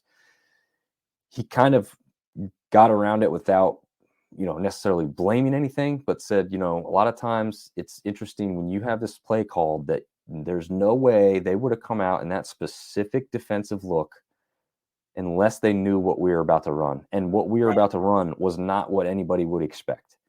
And so the fact that this was happening is like kind of mind-blowing. And he goes, it's not that it just happened once. It happened multiple times throughout our game. And so you have to start wondering, how are they figuring this out? Right. And now we're hearing because these aren't conventional plays. Right. And we're hearing this type of rhetoric from these other coaches and other staffs that said, 3 years ago, this kind of stuff was happening, where they're like, how were they so well prepared for, whatever X play was? Right. And now we're finding out that there's all kind of espionage, next level military style approach to winning a college football game. Yeah. Insanity. It's nuts, bro. It is nuts because it's two things you got to think about. Number one, it is an unfair advantage. Right. I just said that. No wonder they're winning by 20 points. Shutting people out, like you said. Yeah. At the beginning of the season, it was like Michigan may be the best team in the country. Well, right. How are they doing this? Yeah. We know how now because they know your play. And they knew what you were going to run before you ran it. And they've been doing it for 3 years. And who knows how long really they've been doing it. And the other thing, too, is I like Jim Harbaugh. Really do. But for him to sit there and say, I don't know anything about it, that seems odd. No, there's no way. Yeah, No way. that seems very, very odd that you don't know. And the other thing too is having done this for 3 or 4 years or however long they've done it and not won a national championship, like that's a problem too. If you're gonna cheat, at least Bill Belichick this thing and go win a Super Bowl. Yeah. Yeah. Make them prove it after the fact, right? Once you have the Right. trophy. Right. Yeah. Yeah. So on the fact of what Artie had mentioned and you talked about, what kind of like how bad of a ban or like punishment? I mean, reduced scholarships probably almost a given because that's what NCAA loves to give out, right? Right. But like, what more? These stealing our defensive signs. I'm not sure we have enough defensive signs. We I need don't to think work. so either. We need to work on that, but that's a good one there, Neil. Well, I mean, obviously, I do agree. You got to hit them hard and as immediately as you can after these things, of course, are proven. I guess not that it seems like a lot of them are not going to be proven, but I was gonna say it doesn't seem like a lot that have to be proven. Like yeah, it proves to the I mean, proverbial pudding. are you thinking like a SMU death penalty from back in the day, or not? I mean, to No. me, what I said earlier today when we were having this discussion within the college football dogs chatter was that I just don't see them. Like you said, part of this is kind of always happened. Now, the level to which they've done it Right. is vastly different, but the basic element of it being done or attempted to be done has kind of existed in multiple teams all over the country have Sure. done It's it. been happening for years. So to me, it's like how far do they really punish it? Because when you look at the basic rule that they broke, it's probably not the biggest deal. It's really how they've done it. And honestly, they're probably going to look at it and go, "Why the hell did you spend so much money spying on other teams, like sending people to games and Right. and so some of that's like you're kind of silly for it, and maybe it did work, but like at the same time, like it's a lot of effort. So I don't know. I just don't It's a see any lot of like effort for massive thing ultimately. coming. Yeah, it's a lot of effort for ultimately nothing, in my opinion. Because at the end of the Yeah, day, if you're doing all this, you're cheating because you want to win the big game. You want to true. win the national championship. And the fact that you've been doing it for this long and haven't won, that tells me a lot about you as a team. I mean, y'all just aren't good enough, right? Like you just don't have the talent. Like winning by game like who's the heck? Yeah, I would have absolutely noticed immediately. I'd have been like, who the hell is this guy? Okay, yeah, that's a great question. Not to get off course, but like, I guess the head coach was asked about it today, and they're like, "Well, we're going to go back and research. What would Right. how the hell How do do you not you? just go? Hey, that's Jimmy, or it's not Jimmy. Like Well, I think too, he's so unassuming looking, right? He looks like he could be a trainer, or he looks like he could be like somebody with the media team, or he looks like he could be some because he looks just like he's just skinny guy who's, you know, he doesn't look like a football player or former football player. He certainly doesn't have the look of a coach. So he's just a guy. And so it's easy when you're just a guy to blend in. And they obviously there's some thought put into who they're sending to these games. They're not going to send anybody who's a 250-pound ex linebacker, right? true. Because people are going to wonder who the hell is this big ass dude on our sideline. They're going to send somebody who looks like they could blend in and be, part of the, I don't know, Hey, part of the send me App State. Send me. I'll go. right. Oh, Oh Hamburg man. is still So buying their way out of non-conference preseason. Well, yeah. Husky But lineman is my father, by the way, to give that secret away. So okay, nice. What's up, yeah, pops? that's what it. He was a lineman there in Bloomsburg, and number 54 was his number. So I don't know if he wants me to give away all his secrets, but there he is. We found him. But yeah, man, it's you can't do. I mean, at minimum, you take scholarships away and they're not eligible for championships this season, and I think you take that away next season. At maximum, I would think you suspend them for the year, suspend their program for the year next year. If all of this is proven to be, what we say it is or what they said it is, which I don't know how you don't prove it at this point, like you said Right. earlier. It's there for everybody to see. So I think a 1-year suspension, and I do think if in fact that happens, Harbaugh's going back to the league. So Yeah, to the Bears. yeah, to the Bears or the Raiders. Oh yeah, that's They let true. everybody go today. Yeah, they did. They certainly did. Did you hear the story about that? I don't know the details. I just know that head coach is gone, GM's gone, and now the offensive coordinator's gone. So we'll get right back to this part, but I have to tell you this because I read this and like I almost can't believe it because it doesn't sound like it could be true. Like it sounds made up. But I'm going to tell you what I heard. So apparently, now I'm going blank on his name. Who was the head coach there? He coached under Belichick. Yeah. Jesus, I'm looking right at him. Yep, I can see him his too. face. Yeah. Anyway, anyway. I know who you're talking about. He was someone will probably chime in with it. Yeah. He is, I guess, really big into Halloween. So he came to the facility dressed as Davis, the owner, McDaniels, Josh McDaniels. Yeah, Josh McDaniels. That's who it is. That's here. Let me put that up, Neil. Neil, I'll give you your props there because you're the one reason we saw that. So thank you, Neil, for that.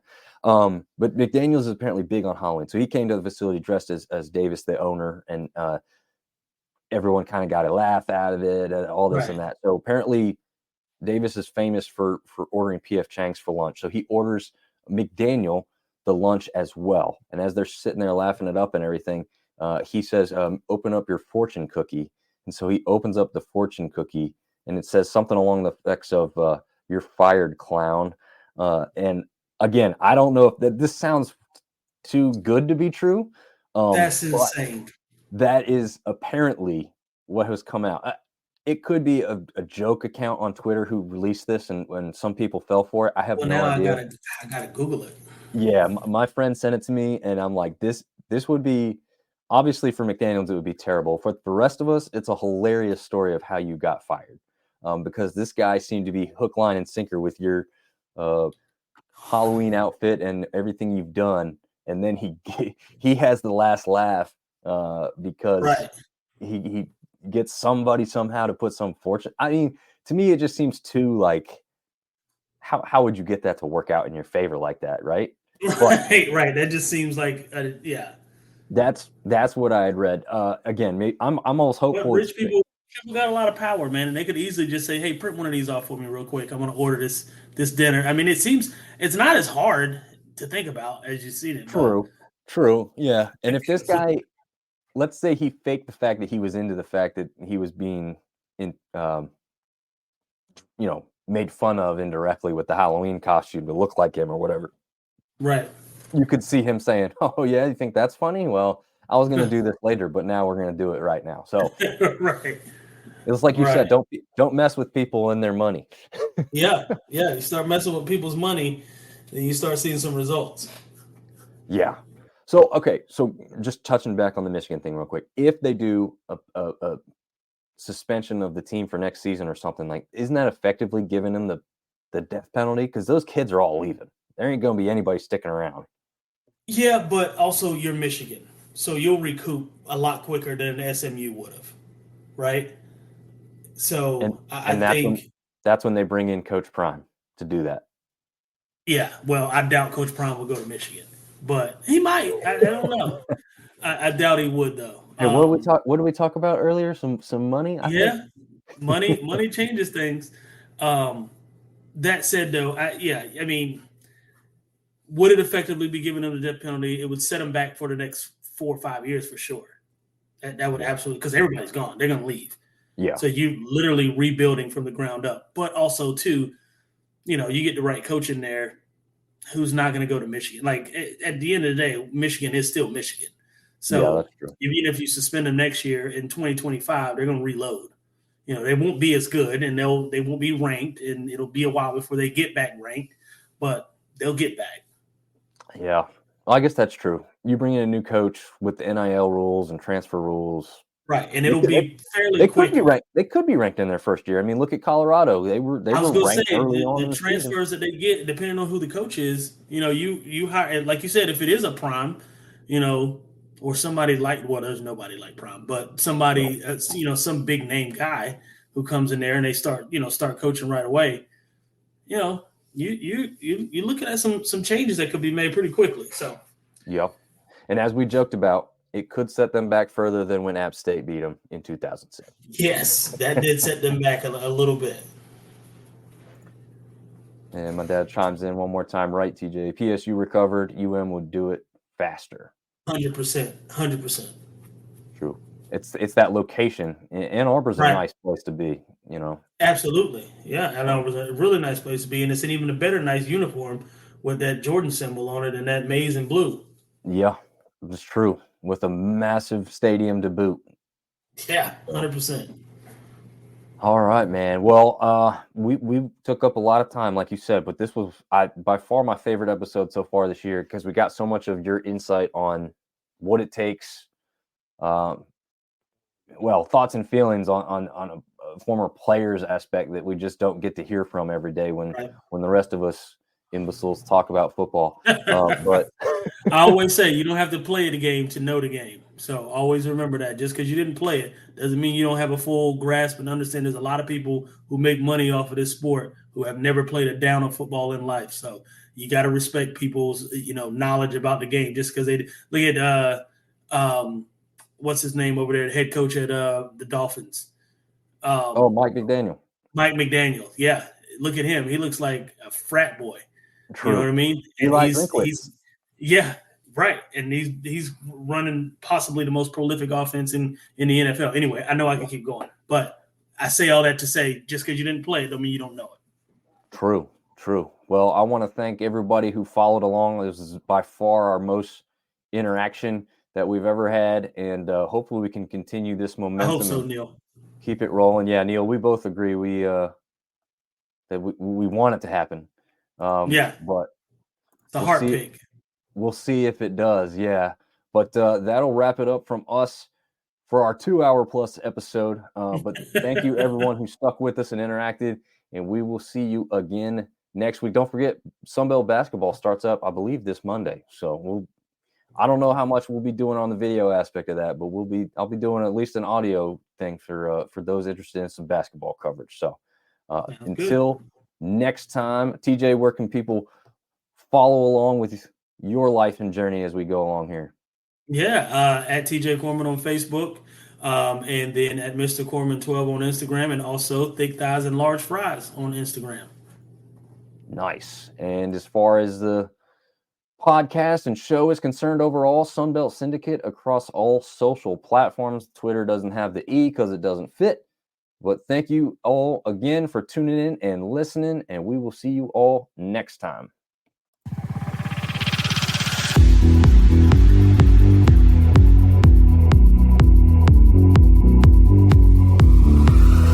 Sunbelt Syndicate. Presented by